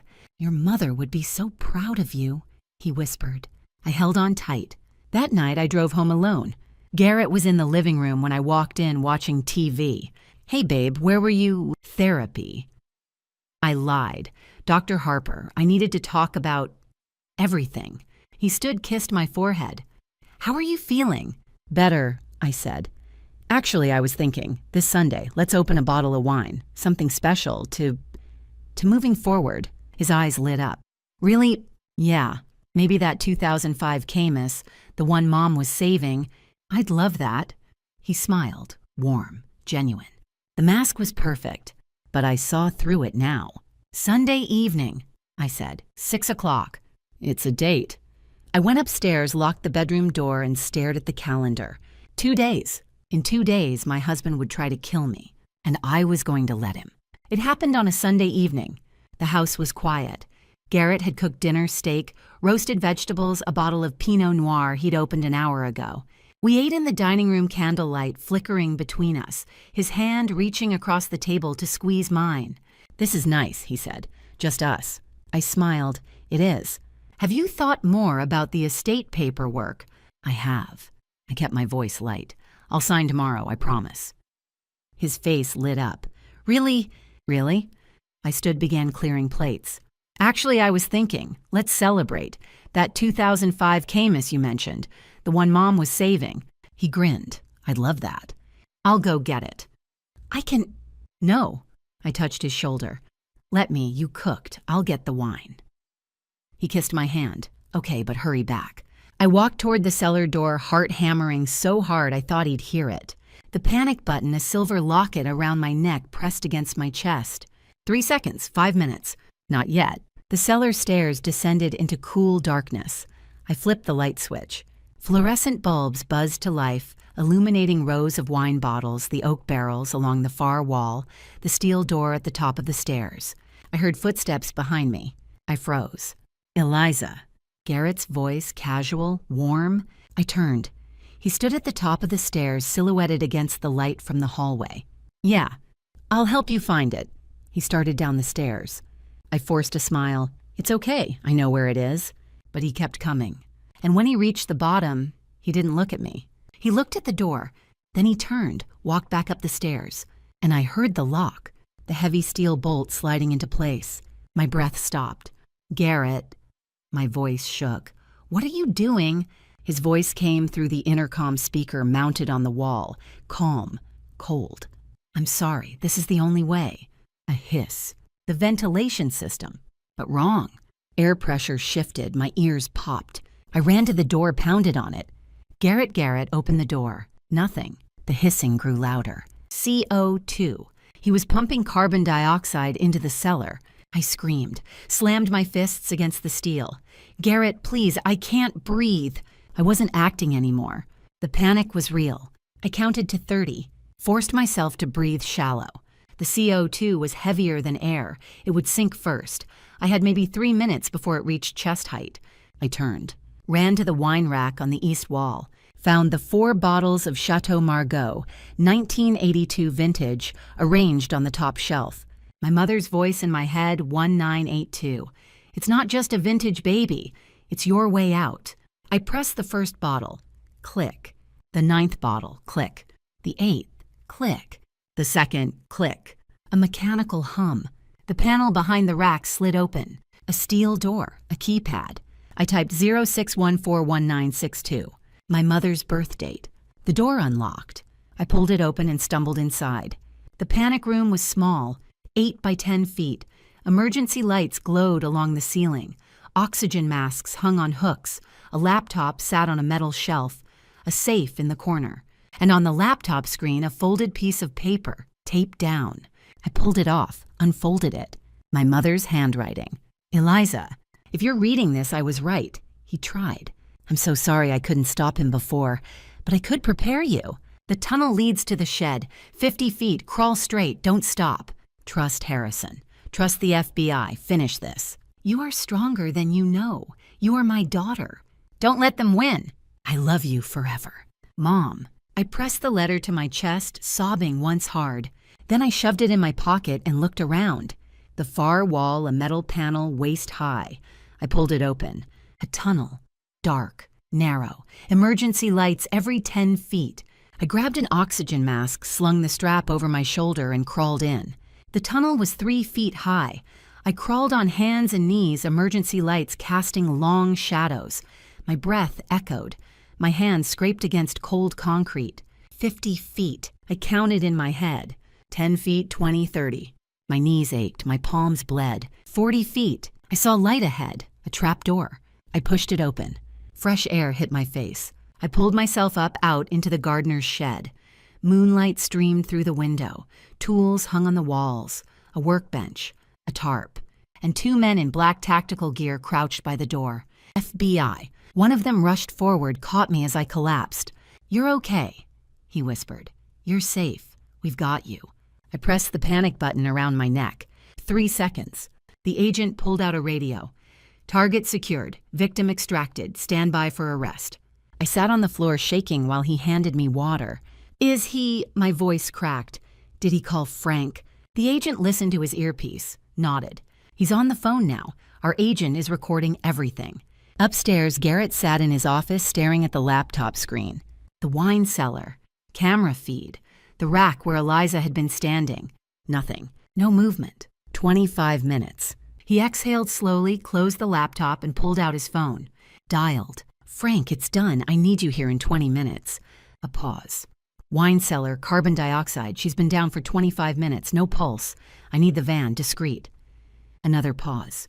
"Exactly. Cash on delivery, 50,000. And Frank, no paperwork. Cremation. Tonight." He hung up, stood, walked to the cellar door, unlocked it, descended the stairs. The air smelled stale. He pulled his shirt over his nose, walked to the control panel, and shut off the CO2 system.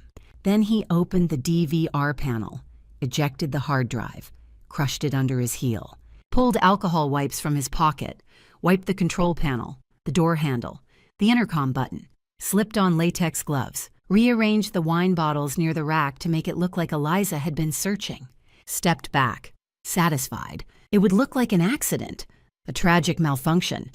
She'd been down here looking for wine, and the ventilation system failed. No one would question it. He climbed the stairs, locked the door behind him, and waited for Frank. 20 minutes later, headlights swept across the driveway. Garrett looked out the window. A black van. He smiled, and then the van doors opened, and 6 men in FBI vests poured out weapons drawn. Garrett's smile vanished. He turned to run, and froze. Agent Reeves stood in the hallway behind him.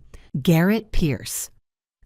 Reeves said, raising his badge, "FBI, you're under arrest for the attempted murder of Eliza Sullivan Pierce." Garrett's face went white. I don't know what you're talking about." "Hands behind your back." 2 agents grabbed him, forced him to his knees, cuffed his wrists. Reeves leaned down, voice low. "We have everything. The recording, the camera footage, the call to Frank. And your wife, she's alive." Garrett's head snapped up. "What?" "She's alive, and she's going to watch you go to prison for the rest of your life." They dragged him out. I stood in the driveway wrapped in a blanket watching as they shoved Garrett into the back of an FBI car. He saw me. His eyes went wide. "You—" I didn't say anything, just watched as they closed the door and drove him away. Agent Reeves walked over, handed me a bottle of water. "You did it," he said quietly.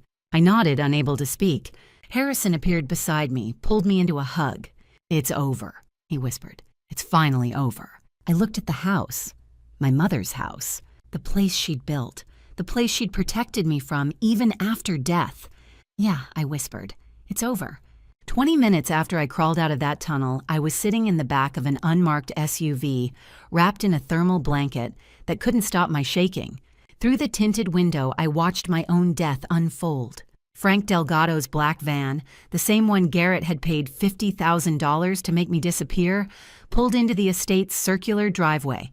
But Frank wasn't inside. The FBI had arrested him 3 hours earlier, and he'd flipped faster than Garrett could have imagined. Now 2 undercover agents in funeral home uniforms climbed out, their movements practiced and professional. Agent Reeves sat beside me, tablet in hand, streaming live footage from the cameras we'd installed weeks ago. "Watch," he said quietly. On screen, Garrett stood on the terrace, a tumbler of scotch in his hand. He didn't approach the van, didn't offer to help. He just stood there 30 feet away, staring at the ground like a man who couldn't bear to look at what he'd done. The agents opened the van's rear doors and pulled out a black body bag.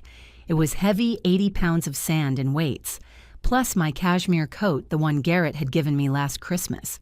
They loaded it onto a gurney with somber efficiency, and I watched Garrett's shoulders drop. Relief! He thought I was dead. He believed it completely. "Son of a bitch," I whispered. "He's not even pretending to grieve," Reeves said. His voice was flat, clinical, but I heard the anger underneath. Most people, even guilty ones, put on a show. He can't even do that. The van pulled away, carrying my body to the FBI evidence facility in Oakland. Garrett watched it go, then turned and walked back into the house. 2 minutes later, Reeves's tablet pinged. "Audio," he said, and tapped the screen. Garrett's voice filled the car, bright and buoyant. "It's done. She's gone. We're free." Sienna's response was muffled, distant. She was on speakerphone. "Are you sure? What if—" "I'm sure," Garrett interrupted. "Frank just left. No witnesses, no evidence. In 2 weeks, the estate transfers to me as surviving spouse. We can start liquidating the buildings, sell the company." "And then we leave," Sienna breathed. "And then we leave," Garrett confirmed. "Cayman Islands, baby. New names, new life, just like we planned."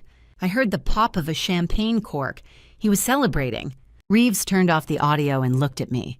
"You okay?" I wasn't. I felt hollow scraped raw, but I nodded anyway. "Good," he said, "because we need you to stay dead."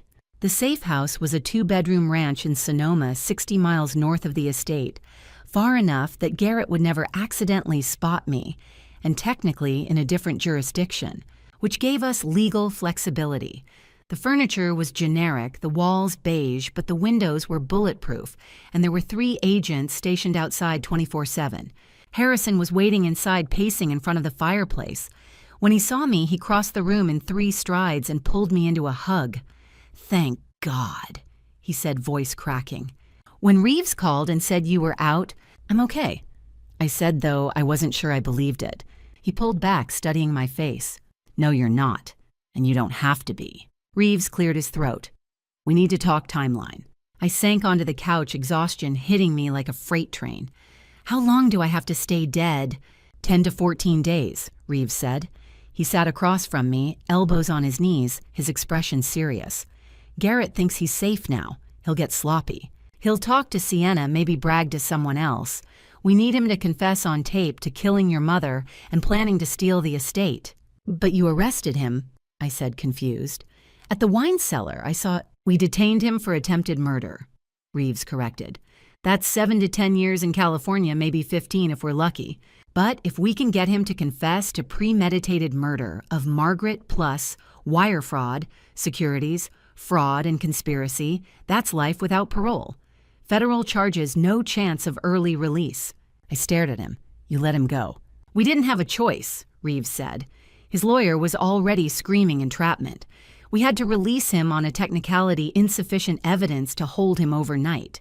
But we've got round-the-clock surveillance. Every call, every text, every conversation.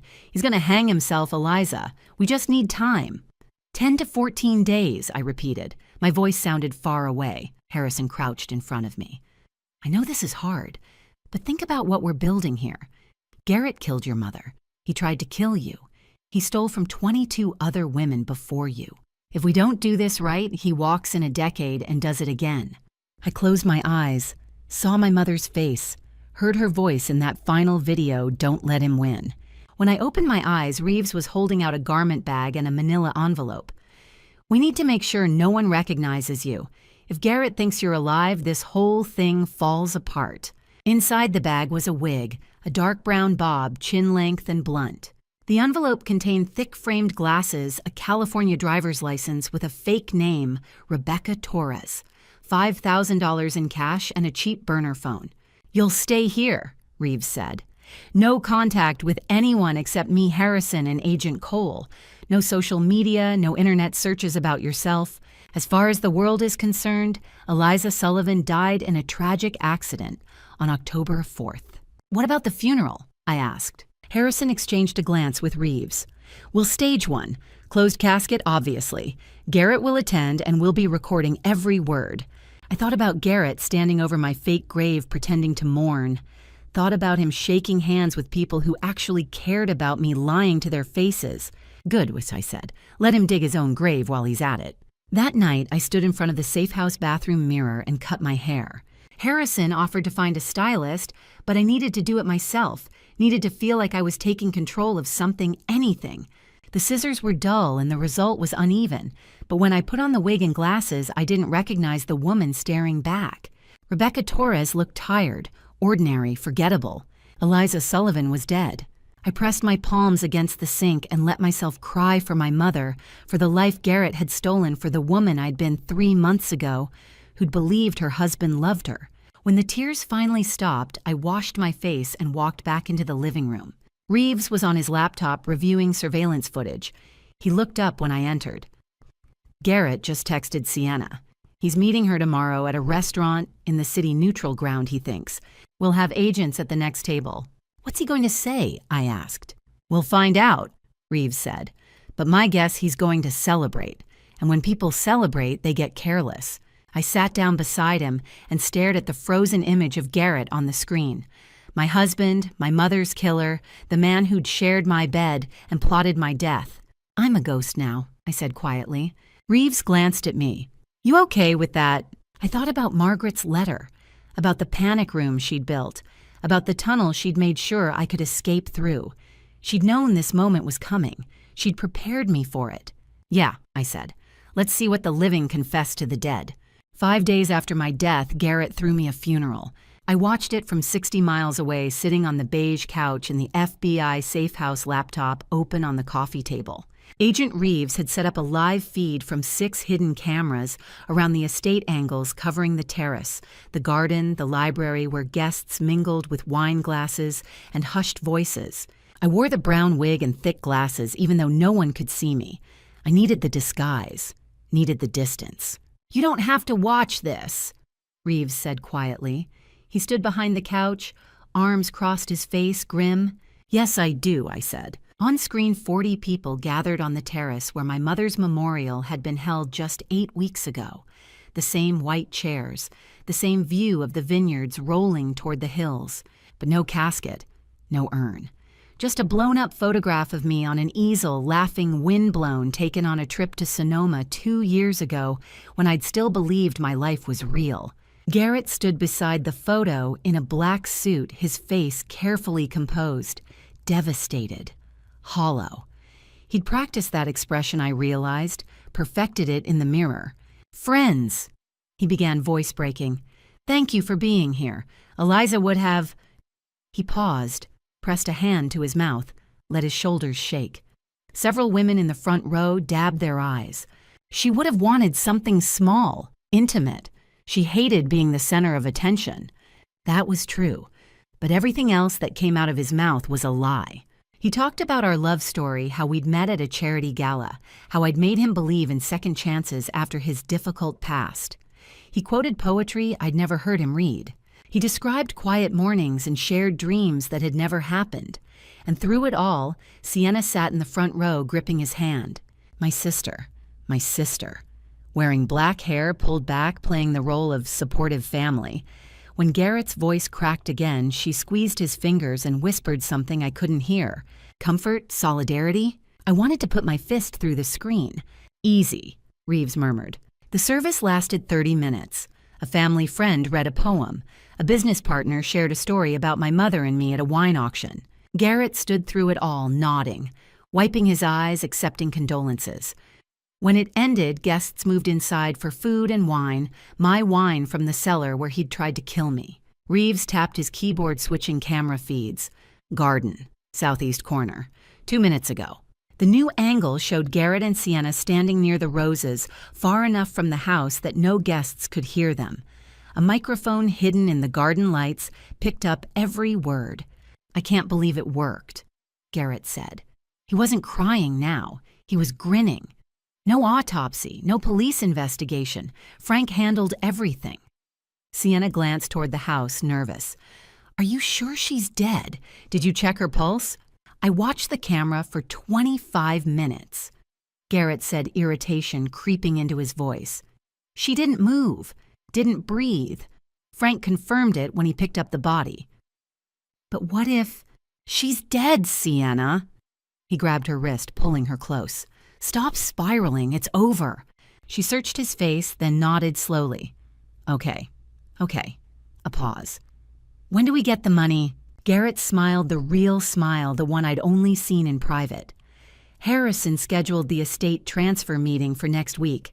I sign as surviving spouse. $135 million becomes ours.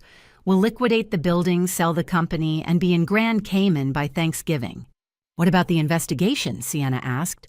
The SEC. Michael Grant disappeared when Eliza died, Garrett said. New identities, new accounts. They'll never find us. Sienna laughed a bright, breathless sound. We're actually going to do this. We already did, Garrett said. He kissed her deep and slow right there in my mother's garden while 40 people drank wine inside the house. I closed the laptop. The room was silent except for the hum of the refrigerator in the kitchen. Reeves didn't say anything. Harrison, sitting in the armchair by the window, looked pale. That's it, Reeves finally said. Confession to murder, confession to fraud, conspiracy to steal the estate. We've got him.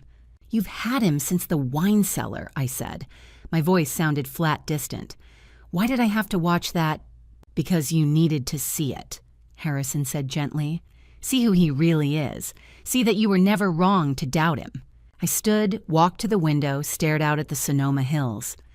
Somewhere 60 miles south, Garrett was laughing with people who thought he loved me, drinking toasts to my memory, planning which Caribbean island to buy. When do we arrest him? I asked. Next week, Reeves said, at the estate transfer meeting.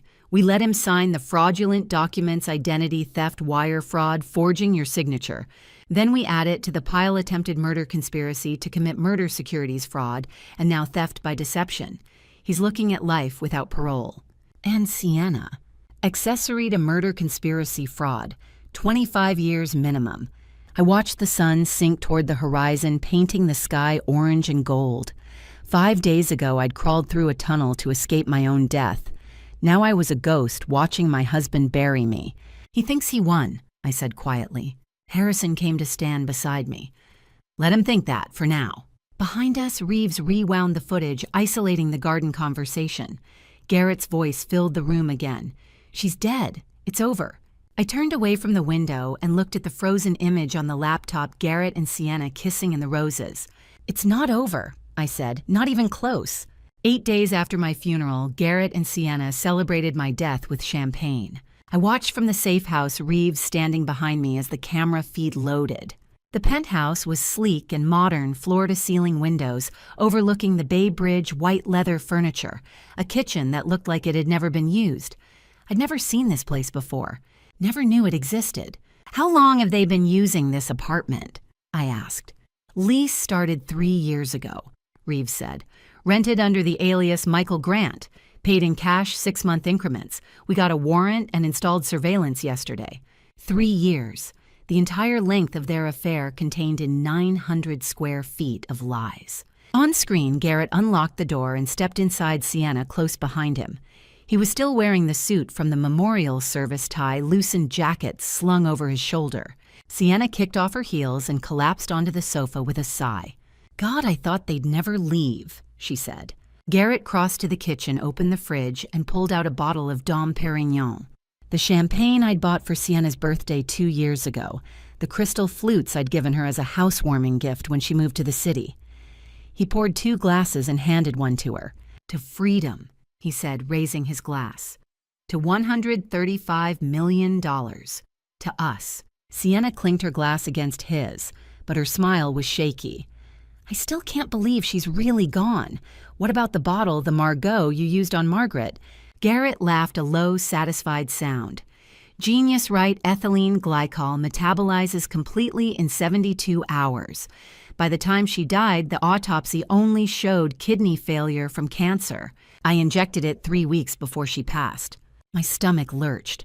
I pressed a hand to my mouth. And Eliza poured it herself, Sienna whispered. Poetic justice, Garrett said. He took a long sip, savoring it. Margaret thought she was so smart changing the will, cutting me out. But she didn't account for one thing: I don't quit. I don't lose. Sienna set down her glass, suddenly serious. Can I ask you something about the baby? Garrett's expression flickered annoyance, maybe, or impatience. That was 18 months ago, Sienna. We've been over this. I know, but... Her voice cracked. Eliza drove me to the clinic. She held my hand in the waiting room. She told me I was brave. Tears spilled down her cheeks. And the whole time I was aborting your child. I couldn't breathe, couldn't move. The room tilted. Reeves touched my shoulder. Eliza! Don't, I said. My voice sounded hollow, distant. Just don't. On screen, Garrett crossed to the sofa and pulled Sienna into his arms. We couldn't have a baby while I was still married to her. You know that. Timing wasn't right. But you promised, Sienna said, muffled against his chest. You said once we had the money, and we will. Garrett interrupted. New life, new names, new family, everything we planned. But first we had to get rid of her. Sienna pulled back, searching his face. Do you feel guilty, even a little? Garrett considered the question, then shook his head. Guilt is for people who have a choice. I didn't. Margaret was going to destroy me, report me to the SEC, freeze the assets, send me to prison. And Eliza... He shrugged. She would have figured it out eventually. I saw the way she looked at me after the will reading. She was suspicious. So you killed her, Sienna said softly. So I freed us, Garrett corrected. He cupped her face in his hands, kissed her forehead. 3 years we've been sneaking around. 3 years of stolen weekends and lies. Those were the best 3 years of my life, Sienna. And now we get forever. She kissed him, then desperate, hungry, and I looked away. Reeves paused the feed. That's 18 minutes of voluntary confession. Murder of Margaret Sullivan via ethylene glycol poisoning. Conspiracy to murder you. Admission of a 3-year affair. Admission of abortion and financial fraud. Combined with the estate transfer documents he's signing next week, we have everything we need. I stared at the frozen image on the screen, Garrett and Sienna tangled together on the white sofa, champagne glasses abandoned on the coffee table. My champagne. My sister. My husband. She drove me to the clinic, I said numbly. I remember. She said it was a bad breakup, that the guy didn't want the baby. I bought her soup afterward, sat with her all night. Harrison, sitting in the armchair with his head in his hands, looked up. Eliza, you couldn't have known. I held her hand, I said. My voice broke. Well, she was pregnant with his child. The room was silent except for the hum of the laptop. Finally, Reeves spoke. We move next week. Let him sign the estate transfer papers, forge your signature, commit wire fraud, finalize the theft. Then we arrest both of them. Federal charges. No bail. No plea deals. What's he looking at? I asked. Life without parole, Reeves said. Murder 1, attempted murder, conspiracy, wire fraud, securities, fraud, identity theft. He'll die in prison. And Sienna? 25 to 30 years. Accessory to murder, conspiracy, fraud. I nodded slowly. Stood. Walked to the window and stared out at the Sonoma Hills bathed in afternoon light. Somewhere 60 miles south, Garrett and Sienna were still celebrating. Still drinking my champagne. Still believing they'd won. I want to be there, I said. When you arrest him. Reeves hesitated. Eliza, that's not protocol. I want to see his face, I interrupted. I turned to face him, and whatever he saw in my expression made him stop arguing. I want him to know I'm alive. I want him to understand that he lost. Reeves and Harrison exchanged a glance. We'll make it work, Harrison said quietly. I looked back out the window. 8 days ago, I'd crawled through a tunnel covered in dust and fear. Now I was standing in a safe house 60 miles from my own funeral, watching my husband confess to crimes I'd barely imagined. The ghost was ready to come back to life. Task 15. 12 days after my death, Garrett walked into Harrison's office to steal my life. I watched from the adjacent conference room, standing behind a one-way mirror with Agent Reeves and 2 other FBI agents. The mirror was new, installed 3 days ago when Harrison moved his estate settlement meetings to this building, a nondescript office complex 2 blocks from the federal courthouse. Everything about this room had been staged. The desk, the leather chairs, the 60 pages of documents stacked in a manila folder. The trap. Garrett looked good, rested. He wore a navy suit I'd bought him for our anniversary, his hair, freshly cut shoes, polished. He shook Harrison's hand with a smile, warm, grateful, the perfect picture of a grieving widower trying to hold it together. Thank you for expediting this, Garrett said, settling into the chair across from Harrison's desk. I know probate usually takes months. Given the circumstances, Harrison said carefully, I thought we could streamline the process. He opened the folder and slid the first document across the desk. This is the trust transfer form. $47 million from the Margaret and Eliza Sullivan Irrevocable Trust, transferring to you as surviving spouse and sole heir.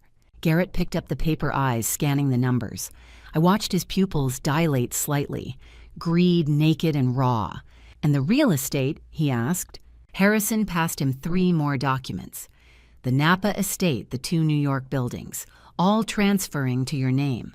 You'll have full ownership within 10 business days pending probate court approval, which is a formality, Garrett said. It wasn't a question. In cases like this, yes, Harrison lied smoothly, especially with no contested will, no other living relatives, except Sienna, Garrett interrupted. But she already received her $500,000. Harrison nodded. Correct, the bulk of the estate passes to you. Beside me, Reeves murmured into his radio, "Subject is reviewing trust documents. Stand by." I pressed my palms against the glass, watching Garrett flip through the pages. He wasn't reading them. Not really. His eyes skimmed the paragraphs, catching only the numbers: $47 million, $18 million, $12 million. The Sullivan Wine Company valuation, the life insurance payout, everything my mother and I had built reduced to dollar signs. Harrison slid the final document across the desk. And this is the beneficiary change form for Eliza's life insurance policy. $5 million currently held in escrow payable to you upon death certificate filing. Garrett's smile widened. When will that clear? 2 weeks, maybe 3, Harrison said. I've already submitted the death certificate to the insurance company. Lies. All lies. The death certificate was fake, issued by a medical examiner working with the FBI. The insurance company had been notified of the fraud investigation. But Garrett didn't know that. He just saw $5 million more. Where do I sign? Garrett asked. Harrison handed him a pen, a cheap ballpoint, the kind you'd find at any bank. Nothing special. But I knew what it represented: evidence. Every signature Garrett made with that pen was being recorded by 3 cameras hidden in the ceiling, each angle, capturing his face, his hand, the documents. Here, Harrison said, tapping the first page. An initial here, here, and here. Garrett signed without hesitation. His handwriting was sharp, confident. Garrett Michael Pierce. This line states that you are the surviving spouse and sole heir. Harrison continued, flipping to the next page. Sign here. Garrett Michael Pierce. This form transfers the trust funds to your personal account. Sign and date. Garrett Michael Pierce. October 16th, 2025. Page after page. 60 pages of fraud committed in blue ink. Reeves spoke quietly into his radio again. We have 18 counts of wire fraud, 6 counts of identity theft, and 4 counts of conspiracy to commit theft. Arrest teams confirm ready status. Through my earpiece, I heard the responses: Team 1 ready, Team 2 in position, Team 3 standing by. Garrett reached the final page and paused, looking up at Harrison. That's it. That's it, Harrison confirmed. The estate is yours. Garrett sat back in his chair, exhaling slowly. You know, Harrison, Eliza always said you were the best attorney in the state. I'm glad she was right. He picked up the trust transfer form again, staring at the numbers. $47 million, 3 properties, the company. It should have been mine from the beginning. How do you mean? Harrison asked, voice neutral. Margaret never liked me, Garrett said. He wasn't looking at Harrison now. He was staring at the document, lost in his own thoughts. She thought I wasn't good enough for Eliza. Tried to get her to sign a prenup, tried to freeze me out of the business decisions. But Eliza trusted me.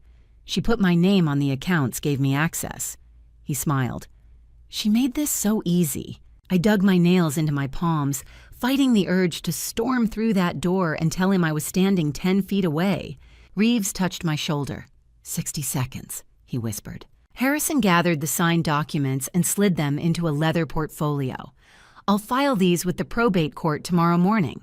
You should see the first transfer the liquid assets from the trust within 10 business days. Garrett stood, extending his hand. Thank you, Harrison, for everything. Harrison shook his hand, held it a moment too long. Eliza would have wanted this handled properly. She was a good woman, Garrett said. His voice was flat perfunctory. She deserved better than what happened. What happened? As if my death had been an accident, a tragedy beyond his control. Garrett turned toward the door portfolio tucked under his arm. Harrison waited until his hand touched the doorknob, then said, "Garrett." Garrett glanced back. "Yes, one more thing." Harrison's expression didn't change, but something in his voice shifted. "The FBI would like a word." The door opened, but Garrett didn't walk out. Agent Reeves walked in, flanked by 4 federal agents in tactical gear weapons, holstered but visible. Garrett froze. The color drained from his face. "Garrett Michael Pierce." Reeves said, pulling out his badge, "You are under arrest for wire fraud identity, theft conspiracy to commit theft attempted murder, and the murder of Margaret Sullivan. You have the right to remain silent." Garrett's mouth opened, closed. He looked at Harrison, then at Reeves, then at the one-way mirror as if he could sense me standing on the other side. "This is a mistake," Garrett said. His voice cracked. "Eliza is dead. I'm her husband. I have every right—" "Eliza Sullivan is alive," Reeves interrupted, "and she's been watching you the entire time." Garrett's eyes went wide. "That's impossible. I saw her—" The door to the conference room opened. I stepped through. "Before I show you Garrett's face when I walked through that door alive, I need to know you're here. Drop one word in the comments. Angry, ready, anxious. Quick note, the next part includes creative storytelling for impact. You can skip ahead if needed, but if you want to see his moment of reckoning, stay with me." I stepped through the door. For 10 seconds, no one moved. No one spoke.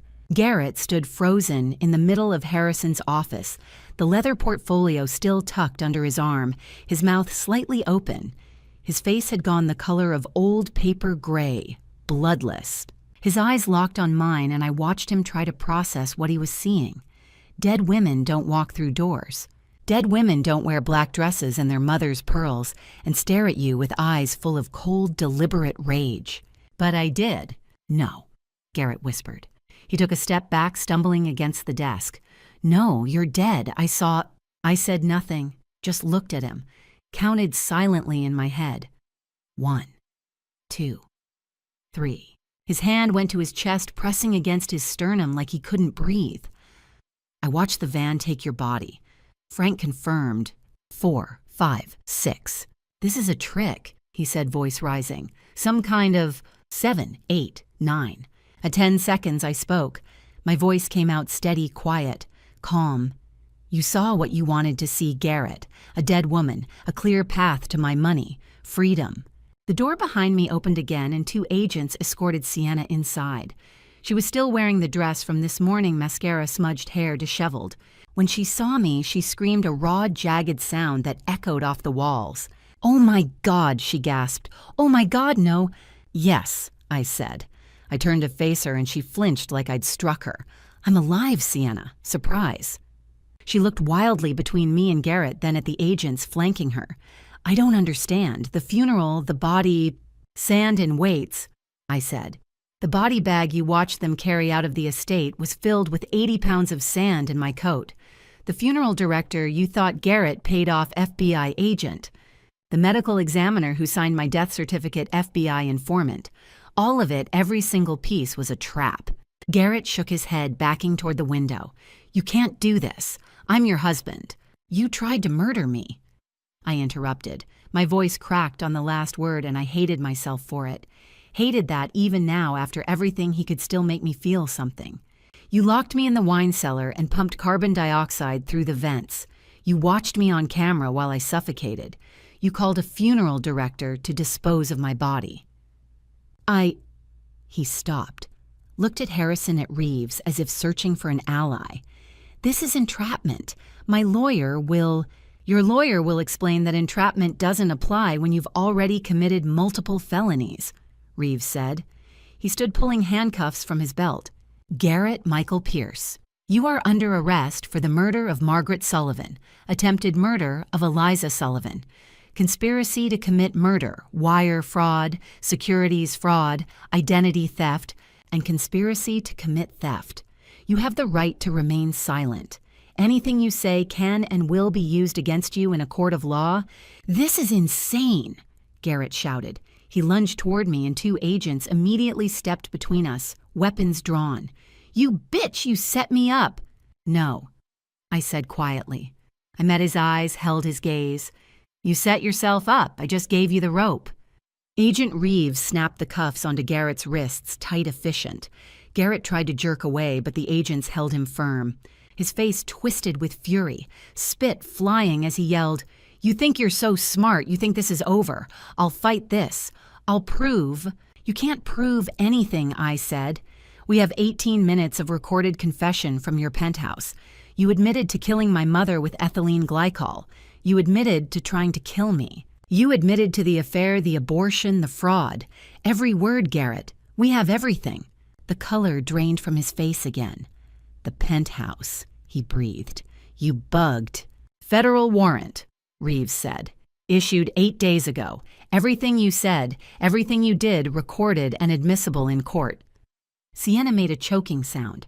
I turned to her and she was crying ugly, gasping sobs. Eliza, please, I'm your sister. You stopped being my sister the day you helped him poison our mother, I said. My voice was flat, now empty. I held your hand at that clinic, Sienna. I sat with you all night, made you soup, told you everything would be okay, and the whole time you were aborting his child. She crumpled, literally collapsed onto the floor, hands covering her face. I'm sorry. I'm so sorry. I didn't mean— Yes, you did, I interrupted. You meant all of it. Every lie, every stolen moment, every dollar you planned to take. I crouched down so we were eye level. You knew what he was. You knew what he'd done, and you helped him anyway. Agent Cole stepped forward with a second pair of handcuffs. Sienna Sullivan, you are under arrest for conspiracy to commit murder accessory to murder, after the fact wire fraud, and conspiracy to commit theft. You have the right to remain silent. Sienna didn't resist. She just knelt there, sobbing as the agent cuffed her hands behind her back. Garrett was still yelling a constant stream of threats and denials and curses. But I wasn't listening anymore. I watched the agents lead them toward the door, Garrett thrashing, Sienna stumbling, and felt something inside me crack open. It was over. The plan had worked. They were caught. So why did I feel like I was breaking? The door closed behind them. The room fell silent. Harrison appeared at my side, his hand gentle on my shoulder. Eliza. I opened my mouth to answer, and a sob came out instead. Then another. Then I was crying deep, wrenching cries that shook my entire body, and Harrison pulled me into his arms, holding me while I shattered. It's over, he murmured. It's over. You did it. But it didn't feel over. It felt like grief for my mother, for the sister I'd loved, for the marriage that had never been real. It felt like loss, sharp and total. I cried until I had nothing left, until my throat was raw and my eyes burned. When I finally pulled away, Harrison handed me a handkerchief, old-fashioned, embroidered with his initials, and I wiped my face. What happens now? I asked. My voice was hoarse. Now, Reeves said from across the room. They're booked, arraigned, and held without bail. The U.S. attorney will prosecute. Trial starts in 3 months. You'll testify. And then, he met my eyes. And then you get your life back.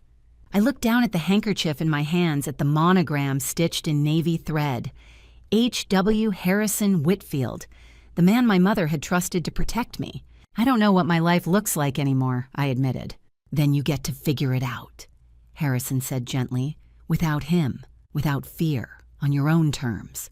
I nodded slowly, folded the handkerchief, pressed it against my chest like a talisman. Outside the window, the sun was setting over San Francisco, gold and orange and impossibly bright. Somewhere in this city, Garrett and Sienna were being processed into the federal system, photographed, fingerprinted, locked in holding cells. And I was standing here alive. I took a breath, let it out. Okay, I said, let's finish this. 1 month after the arrest, the trial began. I sat in the front row of courtroom 6A in the San Francisco Federal Building, flanked by Harrison on one side and Dr. Harper, my therapist, on the other.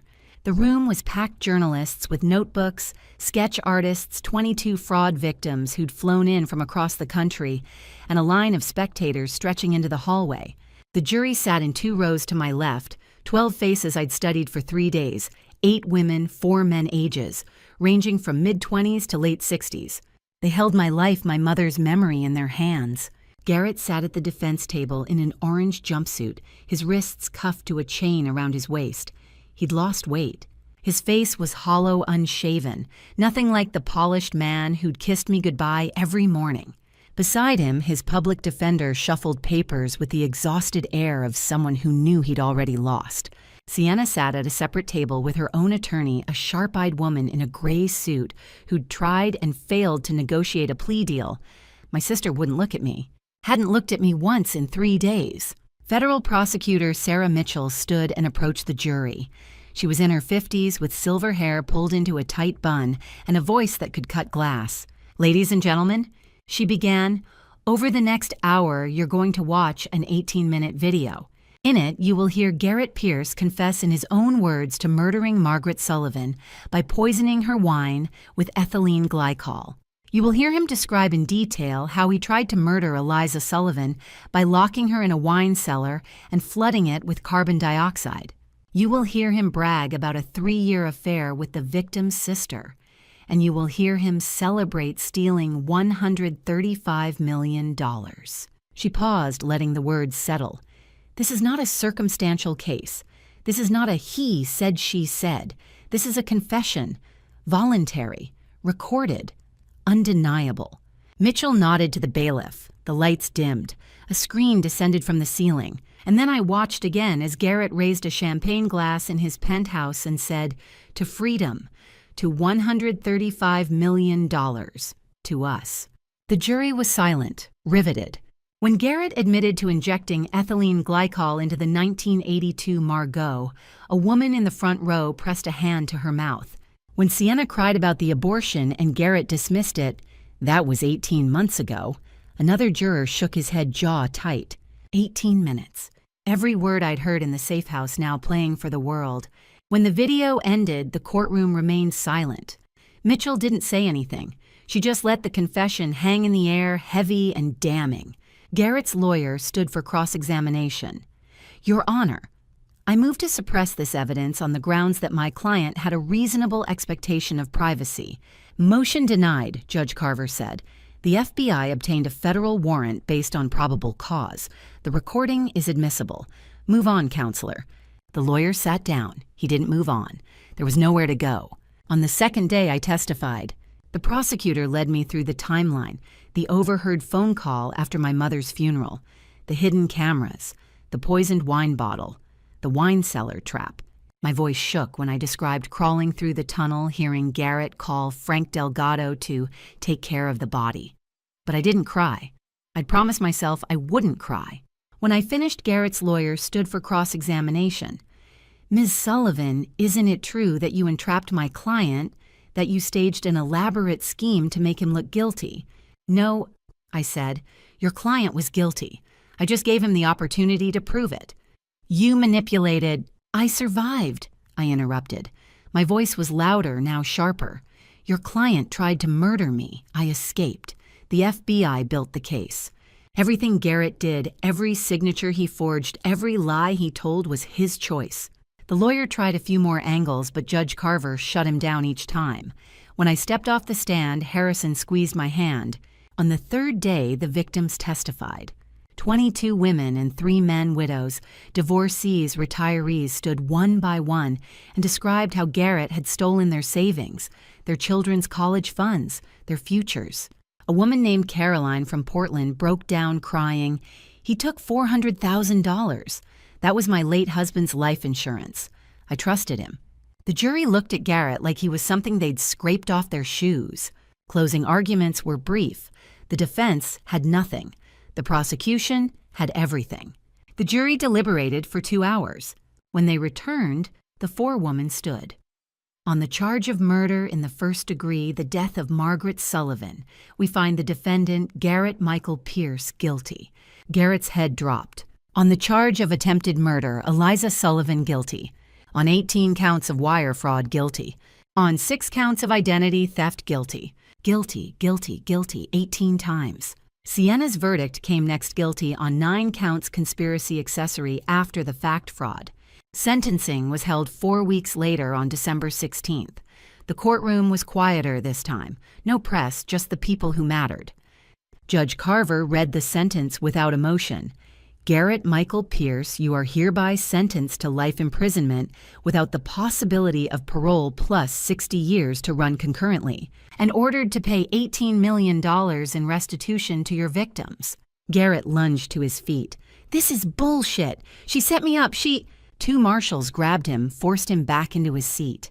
Sienna Sullivan. The judge continued. You are sentenced to 25 years in federal prison, eligible for sentence reduction, after 20 years with good behavior, and ordered to pay $2 million in restitution. Sienna just cried. The judge looked at me. Miss Sullivan, would you like to make a statement? I stood. My hands were shaking, but my voice was steady. Justice, I said, doesn't erase grief. It doesn't bring back the people we've lost or undo the harm that's been done. But it matters. It tells survivors that their pain is real, that they're not alone, that someone will fight for them. I looked at the 22 fraud victims in the gallery, at Caroline still crying, at Harrison who'd fought for my mother, at Dr. Harper who'd helped me rebuild. To every survivor watching this, I said, you are not alone. Fight, survive, win. The courtroom erupted in applause, quiet at first, then building. Judge Carver didn't stop it. Garrett was led away, still shouting. Sienna stumbled after the marshals, sobbing. And I walked out into the December morning free. 1 month after sentencing, I stood in the wine cellar and didn't feel afraid. The space looked nothing like it had in October. The steel door was gone, replaced by French doors that opened onto the garden. The ventilation system, the one Garrett had weaponized, had been completely rebuilt, retrofitted with safety overrides and emergency exits. The wine racks remained, but now they framed a bright open room with reclaimed wood tables, soft lighting, and a bronze plaque mounted on the wall. Margaret Sullivan, Guardian, Survivor, Architect, 1962 to 2025. I ran my fingers over the inscription, feeling the raised letters. We did it, Mom, I whispered. Behind me, Harrison cleared his throat. The caterers just arrived. Gala starts in an hour. I turned. He stood in the doorway wearing a navy suit, a folder tucked under his arm, the quarterly report for the Sullivan Foundation. In just 1 month, we'd grown faster than either of us had anticipated. 312 people had reached out for help survivors of domestic violence, financial fraud, elder abuse. We'd distributed over $20,000 in emergency grants, connected 47 people with pro bono attorneys, and funded 6 months of therapy for 32 survivors. Are you ready? Harrison asked. I looked around the room, the legacy tasting room we called it now. It had been a tomb. Now it was a sanctuary. Yeah, I said, I'm ready. The gala was smaller than I'd originally planned, 60 guests instead of 200. I didn't want spectacle. I wanted community. Survivors sat at round tables with donors, board members, therapists. Dr. Paige Thornton stood near the bar chatting with a cybersecurity expert about her new workshop series, Digital Safety for Survivors. Harrison moved between tables, shaking hands, his ease with people a reminder of why my mother had trusted him. I stood at the front of the room with a microphone Juniper sitting at my feet. I'd adopted him 3 weeks ago, a 3-year-old golden retriever who'd been abandoned twice, once as a puppy, and again last year. We understood each other, Juniper and I. We were both learning to trust again. Thank you all for being here, I began. My voice echoed slightly in the vaulted space. 3 months ago, I walked out of a courtroom after watching the man who murdered my mother get sentenced to life in prison. People asked me what I was going to do next, and honestly, I didn't know. I paused, glancing at the bronze plaque. My mother spent the last months of her life building a case against the man who was poisoning her. She hid evidence, created escape routes, prepared me for a fight I didn't know was coming. She didn't survive, but she made sure I would. A few people wiped their eyes. I pushed forward. The Sullivan Foundation exists because of her, because she believed that survival isn't the end of the story, it's the beginning. This room, this foundation, is for every person who's been lied to, stolen from, hurt by someone they trusted. You are not broken, you are not weak, and you get to decide what comes next. Applause filled the room, warm, genuine. I stepped back from the microphone and gestured to a woman sitting near the front. Claire, would you like to share? Claire stood slowly. She was in her 40s, sharp-eyed, wearing a red dress that looked like armor. 3 weeks ago, she'd walked into our office with nothing but a restraining order and $60. Now she had a job, an apartment, and a lawyer helping her file for divorce. I didn't think I'd survive, Claire said, her voice steady. I thought he'd killed the part of me that knew how to fight. But I'm standing here, and that means I won. The room erupted in applause. Claire smiled a real fierce smile and sat down. After the gala, I walked through the vineyard with Juniper at my side. The winter sun was setting, painting the sky in shades of gold and rose. The vines were dormant, now bare branches waiting for spring. But the land was alive, healing, preparing for new growth. Everything my mother had built, everything Garrett had tried to destroy was still here, growing, thriving. I stopped at the edge of the property, looking out over the valley. Somewhere in a federal prison in Colorado, Garrett was serving the first year of a life sentence. Sienna was in a facility in Northern California, 23 years left on her term. I hadn't spoken to either of them since sentencing. Didn't plan to. My phone buzzed. A text from Dr. Harper, proud of you. See you Tuesday. Twice a week, I sat in her office and worked through the grief, the anger, the complicated mess of loving and losing people who'd hurt me. It was slow, hard, but I was learning that healing didn't mean forgetting. It meant choosing every day to keep going. Juniper nudged my hand with his nose tail wagging. I scratched behind his ears. Come on, buddy, let's go home. We walked back toward the house, the lights from the tasting room glowing warm in the dusk. I could hear laughter voices, the clink of glasses, people who'd survived, people who were rebuilding. I wasn't ready to date, wasn't sure when or if I'd trust someone that way again. But I had this, my foundation, my work, my dog, my therapist, my friends. I had mornings in the vineyard and evenings by the fire. I had a life that was mine. At the door, I paused and looked back one more time at the valley, at the vines, the hills, the sky bleeding orange and purple. You're not broken, I said aloud to myself, to Claire, to every survivor who'd walked through these doors. You're not weak. You get to decide what happens next. Take back your name. Rebuild your life. Protect your peace. Juniper barked once, impatient. I smiled, opened the door, and stepped inside. The house was full of light and laughter and the future I was building one day at a time. Safe, free, home. And to you listening to this story, remember this God gave me 3 chances to walk away. The first was when I overheard Garrett's phone call at my mother's funeral. God whispered, "Pay attention." The second was when I found the poisoned wine bottle. He said, "This is evidence." The third was in that wine cellar when I found the panic room my mother built. God provided the escape route before I even knew I needed it. Don't be like me. Don't ignore the red flags. Don't rationalize the lies. Don't wait until you're trapped to realize the person you trusted most wants you dead. Family betrayal taught me this. Sometimes the people closest to you are the ones planning your destruction. It doesn't always come from strangers. Family betrayal comes from the sister who held your hand, the husband who kissed you goodnight. My advice: trust your instincts. If something feels wrong, investigate. Protect yourself legally, financially, spiritually. Family revenge isn't about getting even. It's about reclaiming what was stolen, your safety, your dignity, your future. Family betrayal leaves scars, but those scars prove you survived. And family revenge, it's not hatred, it's justice served cold. Here's my truth. I don't regret the family revenge I took. I regret not seeing the betrayal sooner. If this story moved, you drop a comment below, share your thoughts, your experiences, or just let me know you're here. Subscribe to this channel so you don't miss what comes next. And if someone you know needs to hear this, share it with them. Your story matters too. Thank you for staying until the end. I know this wasn't easy to hear. One last thing. Some stories here blend truth with fiction for educational insight. If this content doesn't resonate with you, explore other videos that suit you better. Always prioritize your peace.